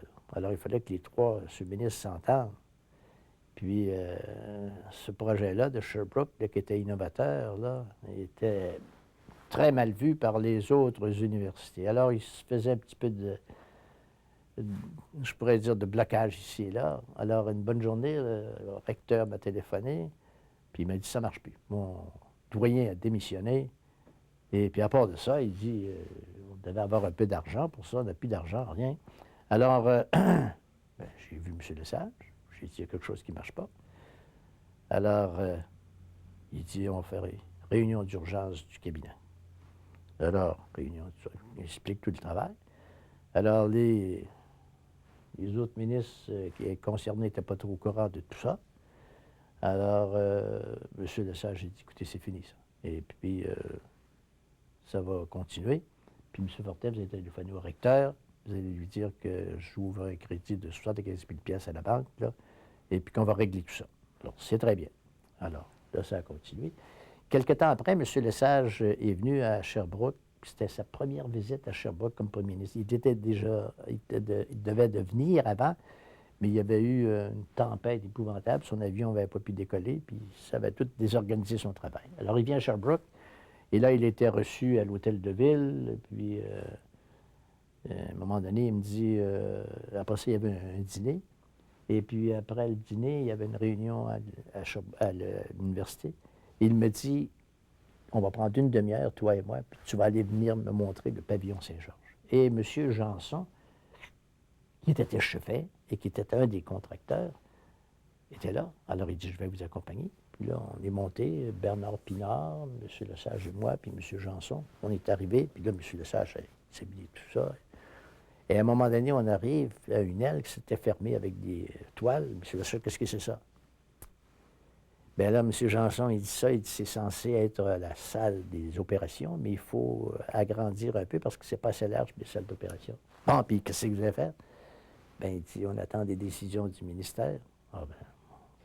Alors, puis M. Janson était un homme très fort, puis de temps en temps, on se promenait dans le corridor, puis il y avait des poutres, puis il prenait une poutre, puis il mettait ça au-dessus. Il a frappé M. Lesage. M. Lesage a accepté cet homme-là. Il a vu qu'il était un homme honnête, puis franc, puis après ça, un homme qui connaissait son affaire. Alors, M. Lesage est retourné à Québec, et le lundi ou le mardi, on reçoit un téléphone, réunion d'urgence du cabinet. Alors, M. Lesage arrive au cabinet, puis ça. J'étais à Sherbrooke, j'ai tout vu ça. Puis il dit, qu'est-ce qu'il y a qui ne marche pas? Puis telle affaire. Bon, mais c'est fini, ça. Puis il dit, ça va, vous allez me continuer ça, il faut que ça finisse le plus tôt possible, la faculté de médecine. Et puis, moi, j'ai rencontré M. Couturier, le ministre de la Santé. Puis je lui ai dit, il faut trouver un doyen. Puis j'ai dit, il n'y a pas un médecin à Sherbrooke qui veut prendre ça. Il dit, laisse-moi ça. Il dit, je vais essayer ça. 15 jours après, il me raconte, il y a le docteur Gérald Lassalle de Montréal, qui avait fait ses études à Sherbrooke. Je l'avais connu. Et puis, pas ses études de médecine, par exemple. Et puis, c'était un de mes amis, puis je le connaissais bien. Il dit, il va accepter d'aller comme doyen de la faculté de médecine, mais à la condition que on ne le badrera pas, puis on va lui donner un salaire qu'il va demander. Bien, j'ai dit, envoyez-le voir le recteur, puis on verra. Il est allé voir Monseigneur Pinard, le recteur, ils sont entendus sur le salaire. J'ai soumis ça à M. Lesage. M. Lesage a donné son OK. Là, le docteur Lassalle est arrivé, c'était un homme extraordinaire. Il vient de mourir, là. Une fois, il est venu à mon bureau, il dit, je viens te voir une seule fois. Je veux que tu téléphones à un tel fonctionnaire pour m'ouvrir la porte pour que j'aille lui parler. Il téléphone à ce monsieur-là, il dit, moi, je vais le recevoir. Après ça, je n'ai jamais revu le docteur Lassalle. Ça a marché, mon cher monsieur. Il a réorganisé la faculté de médecine. Il y a des travaux, ils ont fait la salle d'opération. Ça a été merveilleux. Alors, ça, je peux vous dire que j'en prends un peu crédit. Ça, je n'ai pas intervenu parce que M. Lesage avait confiance en moi. Et puis, quand je lui expliquais quelque chose, il disait très bien. Alors, ça a marché. Et puis, la faculté de médecine est aujourd'hui très renommée. Les médecins de Sherbrooke ici, là, il y a des gens qui viennent. Il y a des gens de Montréal qui sont venus, des fils de juges de mes amis qui sont venus faire leur cours de médecine à Sherbrooke. C'est une très belle faculté. Alors, ça, je suis un peu satisfait de ça. Alors, il y a eu aussi l'autoroute des cantons de l'Est. Ça avait commencé un peu avant mon élection. Et évidemment, ça a continué, mais ça demandait la collaboration des députés des autres comtés. Alors, il y a M. Gérard Vaillancourt, député de Georges Vaillancourt, député de Stanstead, qui a collaboré avec moi très fortement. Et après ça, il a été question de relier l'autoroute des cantons de l'Est à Drummondville. Alors, c'est là que M. Bernard Pinard a décidé de faire ce qu'on appelle l'autoroute 55. Et puis, on l'a ouvert à partir de Sherbrooke jusqu'à la frontière américaine. Et puis, elle était censée traverser l'autoroute des cantons de l'Est et relier ce qui est aujourd'hui l'autoroute de Jean-Lesage. Mais ça n'a pas marché, l'autoroute 55 entre Sherbrooke et Drummondville. Puis encore aujourd'hui, c'est pas fini. Et puis, c'est une cause souvent d'accidents parce que c'est mal organisé. L'autoroute des cantons de l'Est, contrairement à la crainte des gens, certains hommes d'affaires de Sherbrooke, qui croyaient que tout leur commerce se viderait parce que les gens iraient à Montréal, ça a été le contraire. L'économie de Sherbrooke a progressé parce que il s'est fait une communication entre les hommes d'affaires de Montréal, puis de Granby surtout, et de Sherbrooke, qui réellement, ça a facilité l'économie de Sherbrooke. Puis à part de ça, c'est assez curieux. L'Université de Sherbrooke a également eu beaucoup d'étudiants qui sont venus ici parce que la facilité de communication pour les étudiants, c'était important pour eux. Et puis aujourd'hui, là, vous voyez où l'Université de Sherbrooke a ouvert une succursale de l'université pas loin de Montréal. Là. Maintenant, moi, je dois vous dire que j'assistais régulièrement aux séances du cabinet et ça se déroulait avec beaucoup de discipline, de respect des uns des autres, des ministres. Et il y avait une atmosphère de courtoisie, de gentilhommerie assez extraordinaire. Et M. Lesage n'était pas un dictateur. Il présidait les séances, mais laissait chacun parler. Et puis, il était respectueux de chacun de ses ministres et de leur opinion. Et ce qui m'a frappé de lui, c'est sa grande intégrité intellectuelle. Et à part de ça, c'est que c'est un homme qui pouvait revenir sur ses décisions. Il n'était pas orgueilleux pour dire « j'ai pris une décision, je ne changerai pas d'idée ». Et je peux vous donner un exemple, c'est que une bonne journée, il y a un jeune homme, pas un jeune homme, c'est-à-dire un avocat que je connaissais bien, travaillait dans le département du ministère du Travail, je crois. Et puis, il y a eu un poste ouvert comme juge au tribunal du travail. Alors, j'ai reçu un téléphone de quelqu'un qui m'a dit, ben, je te recommande ce monsieur-là. Je le connaissais très bien, c'est un de mes anciens confrères à l'université.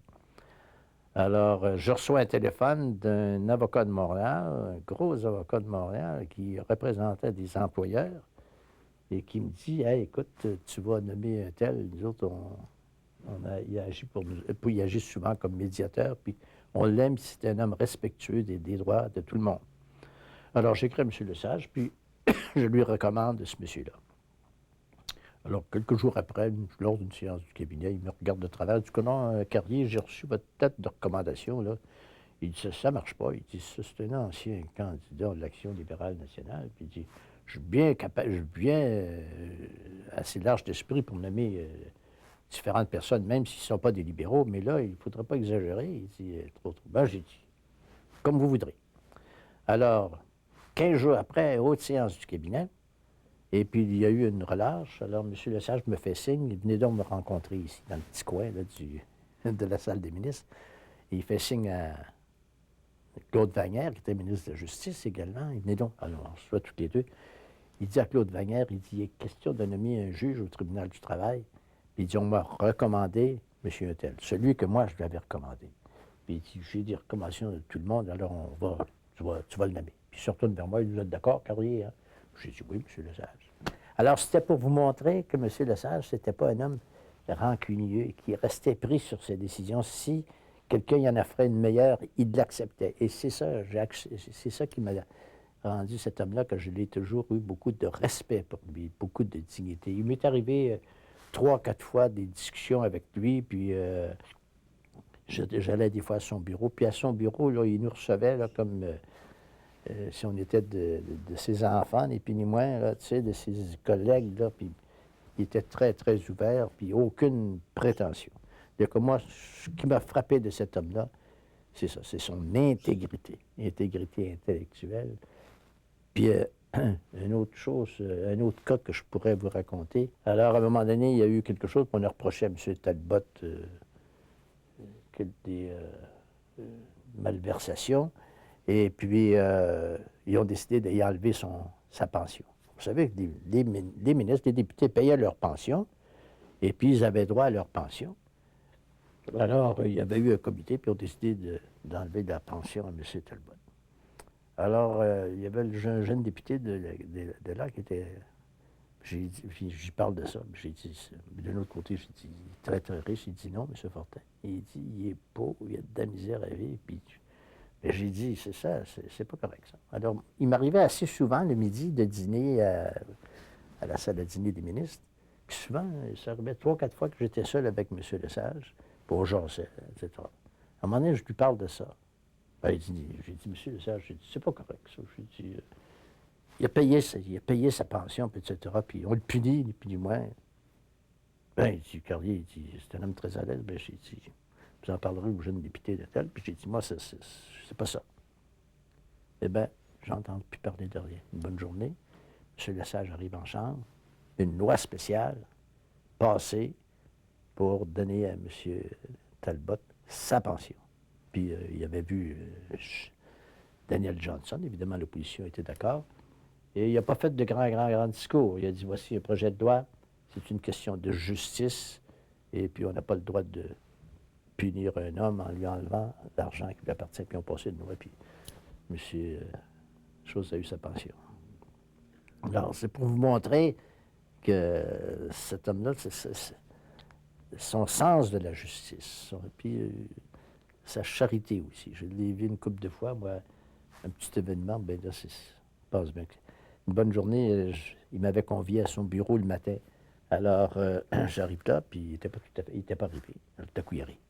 Bon, excusez-moi, je suis un petit peu en retard. À tous les matins, il prenait son petit garçon, qui avait à ce moment-là 10 ans, 12 ans, puis il descendait, puis il le laissait chez les sœurs. Alors, il arrive, puis... bon, mais excusez-moi, je suis en retard. Puis, debout, devant son chef de cabinet, là, pas son chef de cabinet, c'est-à-dire son chef de protocole, il dit, ouais, il dit, ce matin, il dit, je sors dehors, puis il dit, mon petit garçon, il le nomme, il était assis, il dit, sur le palier. Puis après dire son chapelet, j'ai dit, qu'est-ce que tu fais là? Ben, il dit, je prie pour maman. Comment? Ben, il dit, maman est à l'hôpital. Puis il dit, je veux pas qu'elle meure. Ah, il dit, c'est correct. Puis M. Duchesne compte ça, puis à un moment donné, les grosses larmes se mettent à couler en nous racontant cet événement. Je montrais que c'était un homme sensible, tu sais. Et puis, il dit, excusez-moi, puis il rentrait carrière dans mon bureau, puis on a discuté de ce qu'on avait à faire. Alors, il y a certains événements, puis surtout, il m'arrivait assez souvent de manger avec lui le soir, par exemple. Puis, moi, j'avais mon appartement à Québec, puis lui, ben, il retournait à son bureau pour travailler. Et puis, discuter de certaines choses comme ça. Puis, c'est là que j'ai apprécié l'intégrité de cet homme-là et qu'il n'avait pas de haine, puis contre ses adversaires politiques. Tu sais, puis il les respectait. Alors, M. Lesage a déclenché les élections en 1966. Et évidemment, il y a eu un mouvement dans une partie de la région de la province, partie de, disons, les cantons de l'Est, puis vous descendez sur la rive sud, aller jusqu'à peu près Rimouski, là. Dans la région de Gaspé, ça a voté libéral. Mais à partir de Rivière-du-Loup, etc., en montant là, vers jusqu'à des cantons de l'Est, ça a voté Union nationale. On nous a dit que Daniel Johnson avait regardé tous les comtés où c'était risqué, là, puis il avait donné tous ses efforts sur ces comtés-là. Puis les comtés où il savait que le député libéral remporterait la victoire, ils ne sont pas occupés de se battre beaucoup. Moi, je sais que 15 jours avant l'élection, on avait toujours nos réunions du cabinet, et puis je me souviens que Pierre Laporte avait dit, ben, on va gagner trop fort, ça n'a pas de bon sens. Et puis, moi, je leur ai dit, écoutez, je pense que vous allez avoir des surprises parce que j'ai eu des réactions. Lors de ma première élection, en 1962, ben, j'avais été voir les curés, puis les communautés religieuses, j'avais fait le tour, j'avais été très bien reçu. Et puis, j'ai eu une bonne majorité. Alors, là, j'ai recommencé, j'ai dit à faire ça, puis j'étais à 2-3 places pour me dire, on regrette, M. Fortin, on ne peut pas vous recevoir. On reste absolument neutre dans la présente élection. Là, j'ai trouvé ça un peu curieux. Alors, le rapport parent était sorti pendant les élections, M. Lesage l'a publié, et ça a fait un choc assez violent d'inquiétude parmi certains membres du clergé. Et puis je sais que dans le diocèse de Sherbrooke, ça inquiétait beaucoup Monseigneur Cabana.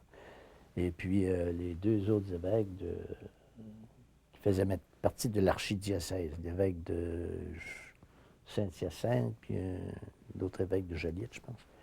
Alors, j'ai dit, surveillez votre affaire. Alors, M. Saint-Pierre, qui était député de Saint-Hyacinthe, m'a dit, bon, moi, je suis tellement sûr d'être réélu. J'ai été réélu du temps de Duplessis. Il dit que je m'en vais faire la lutte contre Daniel Johnson dans Bagotte tant que je suis sûr d'être élu. Alors, Pinard aussi me dit ça, la même chose. Alors, une semaine après, on revient au cabinet. Et puis, M. Pinard me dit, Corrier, tu avais raison. J'ai essayé de faire quelques places, j'étais voir mon curé, puis etc., puis ça ne marche pas tout.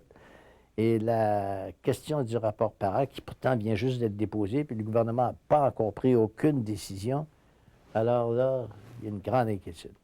Pourtant, le cardinal Leroy avait compris, quand M. Lesage avait passé ses billes d'éducation, qu'il y avait moins de prêtres, puis de frères, puis de sœurs, puis qu'il fallait que le gouvernement intervienne. Il avait accepté ça. Mais là, on craignait. Et, bon, alors, il est arrivé que M. Saint-Pierre, qui était le garagiste de toutes les communautés religieuses, a perdu ses élections. Et Bernard Pinard a gagné par 225 de majorité, alors qu'il avait été élu très fort. Moi, j'ai été battu, ici, et puis, je Je pense qu'il y a un député à part Rimouski, là, ils ont été élus, eux autres. En tout cas, toute la région des cantons de l'Est, là, puis le sud, c'est-à-dire la rive sud du Saint-Laurent, là, la plupart des députés ont été battus. Et moi, ben, encore en plus, ça a été la question du textile. En 1964, le textile, la convention est devenue expirée. Et puis, on m'a téléphoné pour me demander si j'accepterais qu'ils choisissent leur propre médiateur. Ben, si vous voulez le choisir puis le payer, le ministère du Travail n'a pas d'objection. Alors, c'est très bien. Et puis, à un moment donné, M. Jean Marchand m'a téléphoné un soir, mais tu pourrais-tu venir à Montréal rencontrer les patrons de la Dimnon Textile, les ouvriers, là, il y a un petit point qui nous sépare, puis si tu intervenais, peut-être que ça aiderait. Je dis, c'est très bien. Alors, j'y suis allé, puis j'ai demandé, j'ai dit, mais m'expliquez le programme. J'ai dit, vous avez discuté sur quel point vous vous arrêtez? Bien, ils ont dit, c'est juste sur une question de salaire. Alors, j'ai dit aux représentants des ouvriers, bien, il y a un tableau, là, mets-moi tes propositions. Alors, voici notre proposition, puis voici la proposition du gouvernement. Puis là, ils additionnent tout ça, et ils s'étaient trompés dans leurs chiffres. Au lieu qu'il y ait 100 000 puis 200 000 qui les séparaient, c'est une question de... Bien, c'est 100 000 piastres, je pense, qui les séparaient. Alors, au lieu de 1 million. Ben, j'ai dit aux ouvriers, j'ai dit, ça revenait à 10 sous, à peu près, ou 15 sous. Ben, j'ai dit, 5 sous, ça représente quoi, ça? Un paquet de cigarettes par semaine? Vous allez faire une grève pour un paquet de cigarettes? Ben, je demande à la compagnie, qu'est-ce que ça vous représente, vous autres, 5 sous? Ils ont dit, à peu près 100 000 piastres, ou 200 000 piastres. Alors, j'ai dit 100 000 piastres à l'impôt, puis il vous reste 100 000 piastres. Vous êtes capable d'absorber ça? Ben, il dit oui.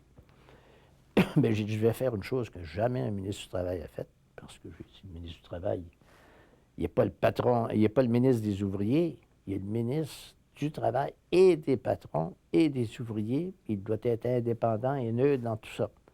Mais là, pour la première fois, je vais faire une chose, je mets une proposition sur la table, vous allez mettre chacun 5 cents, vous prenez chacun 5 cents, là, puis vous allez régler avec ça.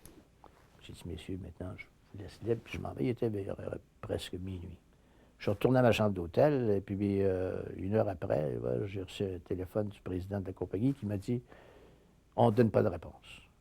Parce que si on donne une réponse, si on dit oui, ben, ils vont dire, les autres, on veut encore quelque chose. Il dit, j'attends leur réponse, puis on verra. Alors, le lendemain matin, je me suis levé, puis il fallait que je vienne ici à Sherbrooke. Le soir, j'assistais à un banquet. Alors, comme je sortais, je vois le négociateur qui sortait avec ses 2 valises. Qu'est-ce qu'il y a? Ben, il dit, ça ne marche pas, il ne s'entend pas. Alors, j'ai dit, écoutez, là, vous connaissez tout ça, vous avez assisté à la réunion hier, vous allez retourner, vous allez faire vos efforts encore toute la journée. Il faut absolument que la proposition que j'ai faite soit acceptée. Et si vous me le demandez, c'est très bien. Je suis revenu à Sherbrooke, puis le soir, vers 5h, 6h, je reçois un téléphone, puis c'était des journalistes de Radio-Canada. Puis ils m'ont dit, quels sont vos commentaires, M. Fortin? J'ai dit, mes commentaires sur quoi? Ben, il dit, vous ne savez pas que la grève du textile est réglée? Il dit, oui, ils ont tout réglé, puis ils sont tout heureux, puis satisfaits. Ben, c'est très... Ah, ben, j'ai dit, je suis bien content, etc. Et quelques jours après, j'ai reçu une belle lettre du président de la Fédération des employés du textile me remerciant, puis disant qu'il n'oublierait pas ça, puis que c'était la première fois que le ministre intervenait, puis qu'il réglait leurs problèmes. Très bien.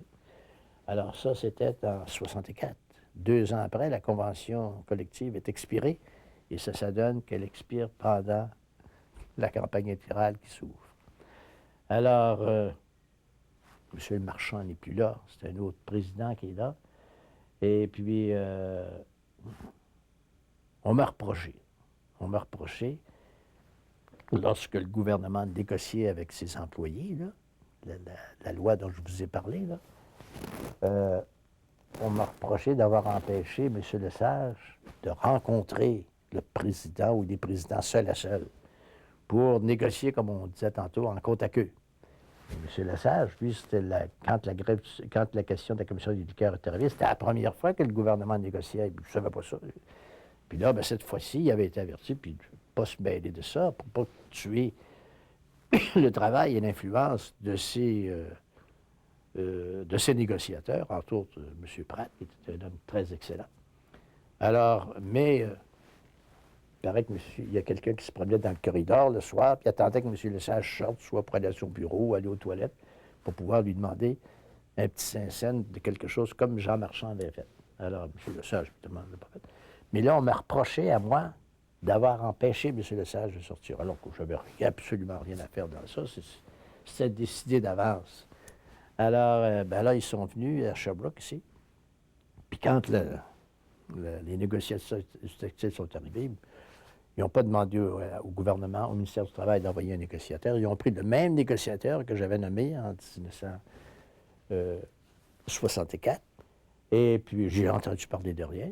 Puis la campagne électorale a commencé. Puis un bon jour, j'ai su que dans une grande salle publique ici à Sherbrooke, il y avait une réunion des syndicats. Le président du textile, puis l'autre président était là. Puis il avait mis une chaise vide, puis ils ont dit « Qu'est-ce que fait le ministre du Travail pour aider les ouvriers du textile? » Voyons donc, je ne peux pas intervenir, ou bien je peux négocier, mais qu'on me le demande, puis que... Puis j'avais entendu parler de rien. C'est la première fois que j'apprenais que la convention était expirée. Alors, ils ont travaillé contre moi. J'étais allé voir des ouvriers, puis dans les usines, puis tout ça, puis ça ne marchait pas.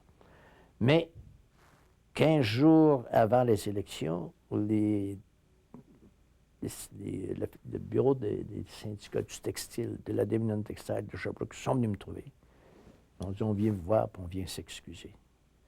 On savait. On ne savait pas ce qui est arrivé. Puis on s'aperçoit que c'est une vengeance qui est exercée contre vous. Et puis nous autres, les ouvriers du textile, on sait ce que vous avez fait pour nous autres en 1964. Et puis, on sait qu'on ne vous a pas demandé rien cette année, qu'on n'a pas demandé au ministre du Travail d'intervenir. Puis, on vous invite à venir dans la salle des syndicats, puis on veut vous recevoir. Alors, c'est très bien. Alors, dans la grande salle des syndicats, je sais pas, la salle était pleine d'ouvriers. Et j'ai été là sur quelques jours. Je me demande si c'est la veille ou l'avant-veille des élections. Et puis, René Lévesque, qui était resté un de mes amis, on avait toujours été très bons amis ensemble. Et puis... c'est parce qu'il appréciait ce que je faisais pour les ouvriers. Il est venu de Québec en avion, puis il est venu à Sherbrooke, puis il est venu parler pour moi, m'appuyer à cette assemblée-là des ouvriers. Et puis, mais, malgré ça, ben, j'ai été battu. C'était M. Rénal Fréchette, un jeune avocat, qui avait été mon élève quand j'étais étudiant, professeur à la faculté de droit, qui a été élu à peu près avec la même majorité que moi j'avais eu quand j'avais été élu en 62. Et puis, ben, M. Fréchette a été ministre, a été député, il a démissionné, puis j'étais juge, moi à ce moment-là, il est venu plaider devant moi. On a toujours resté des bons amis. Et, il est venu plaider devant moi, puis une bonne journée, il m'a dit, il rentre dans mon bureau, puis je me représente de nouveau. J'ai dit, vous êtes pas mal courageux. Il a dit oui. Il a été ministre du Travail, vice-président de la Chambre. Puis après ça, quand il a été défait, il a été nommé juge à la Cour supérieure, il a siégé à Montréal, parce qu'il a été transféré à Sherbrooke, et puis il a occupé mon bureau, le bureau que j'avais comme juge de la Cour supérieure. Là, il m'a suivi partout, puis on se taquine, je l'ai taquiné. Hein. C'est pour dire que moi, la politique, pour moi, c'était un service à rendre à mes concitoyens, et puis je ne croyais pas que c'était un endroit où on devait développer des animosités, puis des querelles, etc. J'ai toujours respecté mes adversaires politiques et je dois dire qu'ils me l'ont rendu. Ils m'ont toujours respecté. Et puis, comme je vous l'ai dit, comme je disais souvent, quand je m'en vais sur la rue, en ce temps, c'est la rue Wellington, où étaient les bureaux, puis le palais de justice, j'ai dit, moi, je ne veux pas traverser la rue si je vois quelqu'un qui s'en vient sur le trottoir. Je ne l'ai jamais fait, puis je pourrais dire, c'est ma satisfaction aujourd'hui. Ça a été un enrichissement parce que j'ai vu comment se passaient les lois, j'ai vu comment fonctionnait le gouvernement. Et quand je suis revenu à la pratique du droit, je suis revenu à mon bureau, mes associés étaient encore là. Et puis j'ai été pendant 3 ans, 66, 67, 69, c'est ça, jusqu'en 69. Puis en 69, le juge Clich, qui était juge à la Cour supérieure, est mort subitement. Et puis j'ai reçu un téléphone. Ils ont dit, juge Clich, tu es intéressé à être juge à la Cour supérieure. Mais j'ai dit, laissez-moi y passer un peu, parce que mon bureau allait bien, j'avais pris toute ma clientèle. Et puis, ils ont dit le salaire des juges va être augmenté là, au mois de février, etc. Puis, donc, j'ai réfléchi à ça, j'ai consulté. J'ai accepté d'être juge de la Cour supérieure, alors j'ai été nommé c'était en novembre, je pense, novembre 69, j'ai été nommé juge de la Cour supérieure. Après, bien là, j'ai continué, puis quand j'ai eu 75 ans, M. Saint-Laurent avait passé une loi quand il était premier ministre qu'à 75 ans, tous les juges leur terme était terminé. Parce qu'avant, il y avait des juges qui avaient 80, puis 79, 80 qui siégeaient même à la Cour suprême. Et puis, ça créait des problèmes. Il y en a qui ne travaillaient pas trop, etc. Alors, M. Saint-Laurent a dit, à 75 ans, vous prenez votre retraite, et puis vous avez les 2 tiers de votre salaire. Maintenant, quand ça faisait le chiffre 80, l'année de naissance du juge, son âge, plus les années qu'il avait siégé, quand ça faisait 80, là, je ne peux pas donner plus de détails, on avait le droit d'être juge surnuméraire. À ce moment-là, on gardait le même salaire, mais on était à la disposition du juge en chef, puis on siégeait quand il nous le demandait. Mais la plupart des juges siégeaient à peu près 50 du temps. Et puis, alors on avait le choix, soit d'être juge surnuméraire ou de prendre notre retraite. La plupart des juges restaient juges surnuméraires. Alors moi, j'ai été comme ça juge surnuméraire pendant 3-4 ans, jusqu'à l'âge de 75 ans, puis là, j'ai pris ma retraite. Après ma retraite, bien mon fils, Jean-Marie, j'ai un fils, Jean-Marie, qui est avocat et qui s'est spécialisé en droit fiscal. Alors, il était dans un bureau d'avocat ici, et puis je suis entré avec lui. J'ai pratiqué pendant 5 ans activement. Après ça, Jean-Marie, lui, a quitté le bureau pour se joindre à une autre équipe. Puis moi, j'y suis allé, sur le bureau de Fontaine-Désy. J'y allais surtout comme consultant, quelques jours, quelques heures par jour. Et puis, depuis 2 ans, 3 ans, j'ai cessé complètement de pratiquer. Mais mon fils, Jean-Marie, lui, bien, qui était un grand expert en fiscalité, qui a créé un logiciel spécial pour fixer les pensions alimentaires, parce qu'avant, ça prenait une journée, 2 jours à fixer ça. Il a créé je ne peux pas vous expliquer ça, un logiciel extraordinaire, toujours que les juges ont simplement pesé sur 3 ou 4 faits, puis le montant de la pension sort. Alors, les juges de la Cour d'appel, les juges de la Cour supérieure ont tout ce logiciel-là. Et là, vu que le divorce, c'est une question de droit fédéral, alors ça a été imprimé en anglais, puis ça traverse le Canada. Puis là, il vient de se joindre comme avocat à plein temps pour la compagnie informatique du 2000, puis CCH. Puis lui, on dit, on paye tes affaires, toi, pense pour nous autres. Alors là, il fait des logiciels, puis c'est spécialisé dans ça. Mon autre fils, Pierre, lui, il est professeur d'éducation physique, professeur pour la commission scolaire, puis aussi professeur à l'Université de Sherbrooke. J'ai une de mes filles, moi, Claire, qui a fait sa philosophie. Et puis quand elle a eu terminé, elle était censée enseigner la philosophie, mais ils ont enlevé la philosophie des écoles. Alors, j'ai dit, coudonc, fais ton droit. J'ai dit, le droit, c'est une excellente profession. Et puis quand on en sort, ça conduit partout. Alors, elle a fait son droit. Et puis, elle a pratiqué 4 ans à Montréal, dans des gros bureaux d'avocats. Et puis, finalement, après ça, ça n'a pas... ça lui convenait pas, ça ne fonctionnait pas. Alors, elle a laissé ça. Depuis que 2-3 ans, j'ai cessé complètement de pratiquer le droit. Mais étant donné que je ne suis plus juge et que j'ai reconquis ma liberté de citoyen, alors je m'intéresse à la politique. Je suis ça de près et je ne suis pas capable d'oublier ça. Et il y a le jeune Jean Charest, par exemple, qui est député, là. Il prétend que je l'ai influencé pour être député. Je ne sais pas ce que c'est que j'aurais pu lui dire, mais à tout événement, j'avais toujours eu de très bonnes relations avec lui. Et c'est un homme, encore une fois, que j'ai plaidé devant moi à plusieurs reprises, surtout aux assises criminelles. Et j'ai jamais vu un homme d'une grande intégrité comme ça, parce que vous savez que le droit criminel, c'est très dangereux.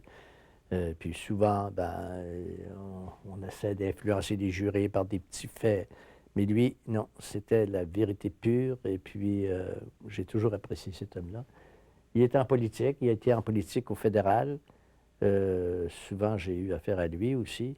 Et puis, dans tous les cas, écoutez, jeune député, il y avait déjà des fonctions assez importantes qui lui ont été confiées. Alors, c'est un homme que je respecte beaucoup.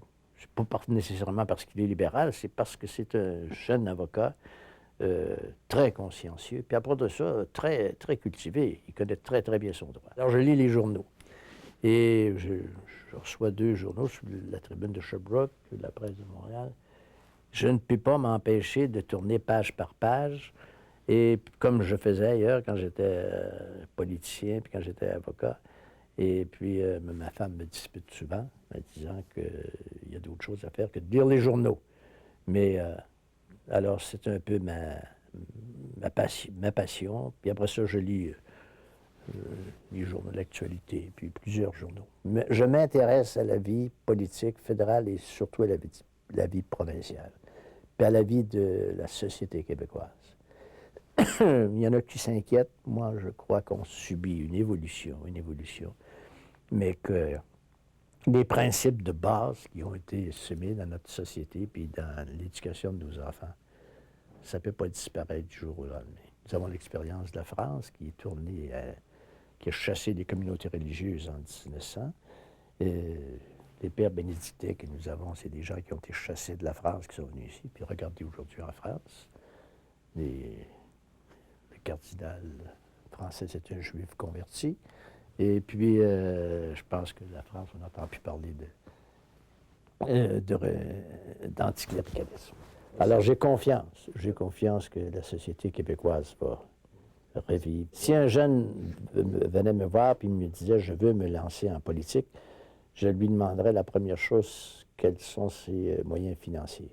Parce que les salaires des députés, puis même le salaire des ministres, ne suffit pas à remplir, c'est-à-dire suffit à combler les dépenses journalières, mais ne permet pas à un homme de se mettre de l'argent de côté, puis se bâtir un fonds de pension, ce que vous voudrez. Alors, je lui dirais de bien s'assurer de ça, puis être certain que quand il va sortir de politique, s'il est honnête, il n'en sortira pas plus riche qu'il l'est à ce moment-là. Mais à part de ça, bien, je lui dirais, si tu veux servir, tu dois servir. Et je regrette qu'aujourd'hui, qu'on ne respecte pas plus les hommes politiques, leur vie de parents dans leur vie de famille, leur vie sociale. Vous savez, les gens ne savent pas ce que c'est. Moi, quand j'étais ici, là, à Sherbrooke, ma femme avait accepté que je rentre en politique. Elle est restée ici avec les enfants. Je partais tous les matins, lundi matin, et puis je revenais le vendredi soir. Souvent, quand j'arrivais, mes enfants étaient couchés. Et le samedi matin, je les voyais un peu. Le matin, je jasais avec eux autres. Souvent, ils me présentaient leurs problèmes, leurs demandes. Puis là, je descendais à mon bureau le samedi pour recevoir les citoyens de Sherbrooke. Des beaux samedis, comme des belles journées pleines de soleil, là, que tout le monde était en vacances. Moi, il était à mon bureau pour recevoir les gens. Et puis, j'avais peut-être au maximum 2 dimanches par mois qui m'étaient libres. Les autres, j'étais pris à aller des ouvertures de ci, puis de banquets, et puis je peux vous conter un événement, c'est qu'une bonne journée, je suis descendu dans le Grand Nord. Monsieur Lesage m'avait dit, tu vas prendre un avion du gouvernement avec ma femme, puis 2, 3 employés. Tu vas aller visiter des gens du Grand Nord. Les ouvriers n'ont jamais vu le ministre du Travail. Alors, j'y suis allé. Et puis, je devais revenir un dimanche. Alors, le samedi, le député du comté me dit, je vais t'amener à l'île d'Anticosti. Tu vas aller voir ça, c'est magnifique. Puis, ils m'ont amené, puis même ils m'ont amené à chasser le chevreuil, puis j'étais debout dans un camion en arrière avec une carabine, puis moi, tuer un animal, j'avais jamais tué un animal de ma vie. Finalement, il m'a fait tirer sur un chevreuil, puis ils l'ont dépecé devant moi, etc. Alors, je devais revenir à Sherbrooke.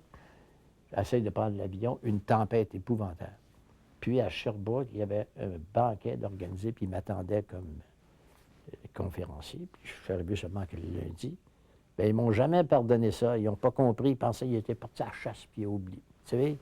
Vous savez, ça prend beaucoup d'abnégation. Puis, la vie de famille est très dure. Puis, moi, je peux vous dire que quand je suis entré en politique, je n'avais pas de dette. Puis, quand je suis sorti de la politique, bien, je devais 25 000 $ à la banque. Puis, le bon Dieu m'a aimé parce que j'avais mis 2 000 $ pour investir les placements collectifs incorporés. C'était une compagnie de Canadiens français qui prenait l'argent des citoyens puis déplaçait. On avait monté un très beau, une belle bourse, là, tu sais. Et puis, à un moment donné, nos employés sont mis à s'en aller. Puis moi, ben, M. Lesage m'avait obligé de démissionner de ça pendant que j'étais ministre. Puis quand je suis revenu, ils m'ont réinvité de nouveau à être directeur. Et j'avais dans ça des avocats de Montréal, puis des gens de 4-5 organisations canadiennes françaises. Alors, d'un coup, ils me téléphonent, justement en 61, quand j'étais mes juges. Ils ont dit, Carly, il y a une réunion d'urgence. Ils ont dit, on perd nos employés, puis il y a trois organismes qui veulent acheter notre fonds. Puis j'ai dit, mon 2000 pièces que j'ai placé, qu'est-ce qu'il vaut? Ben, il dit, il vaut à peu près 5000 pièces aujourd'hui. Puis j'ai dit, d'accord. Alors, on s'est réunis. Et là, pendant qu'on était réunis, il y avait les caisses populaires qui voulaient acheter notre fonds. Il y avait une compagnie de New York, puis il y avait un autre individu, un autre organisme. Puis on était là, puis on recevait des offres. Rendu à minuit, mes parts valaient 25 000 pièces.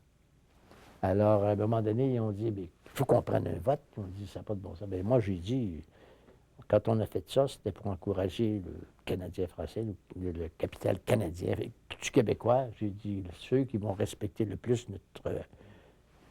notre idée, notre politique, c'est les caisses populaires. Ah, ils ont dit, c'est correct. Okay. Alors, 3-4 jours après, j'ai reçu un chèque de 25 000 pièces. J'ai été à la banque, j'ai payé ma dette. Si je n'avais pas eu ça, je n'étais pas capable d'accepter d'être juge de la Cour supérieure. Et si vous voulez être honnête en politique, pas vivre avec du patronage, eh bien, assurez-vous que votre femme puis vos enfants vont être en sécurité. Et deuxièmement, assurez-vous que vous allez être capable de vivre avec l'argent que vous allez recevoir comme salaire de député de ministre. Et quand je vois les gens qui critiquent pour que les députés aient un meilleur salaire, je trouve que c'est aberrant. C'est manquer de justice, puis c'est d'une étroitesse d'esprit épouvantable. Je trouve que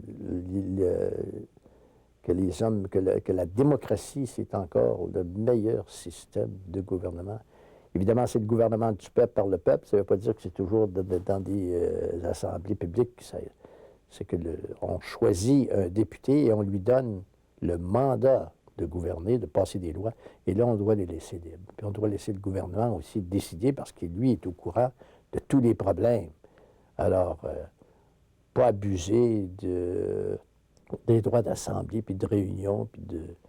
Non. Quand on choisit un gouvernement, c'est parce qu'on lui fait confiance, et quand il y a un mandat, on le laisse accomplir son mandat. Et les députés, la même chose, on les laisse... puis pas les... Puis je pense que quand, aujourd'hui, on les poursuit par toutes sortes de choses, on va désintéresser les hommes sérieux d'être dans la politique, et on va avoir simplement comme députés des aventuriers. C'est très dangereux pour la démocratie.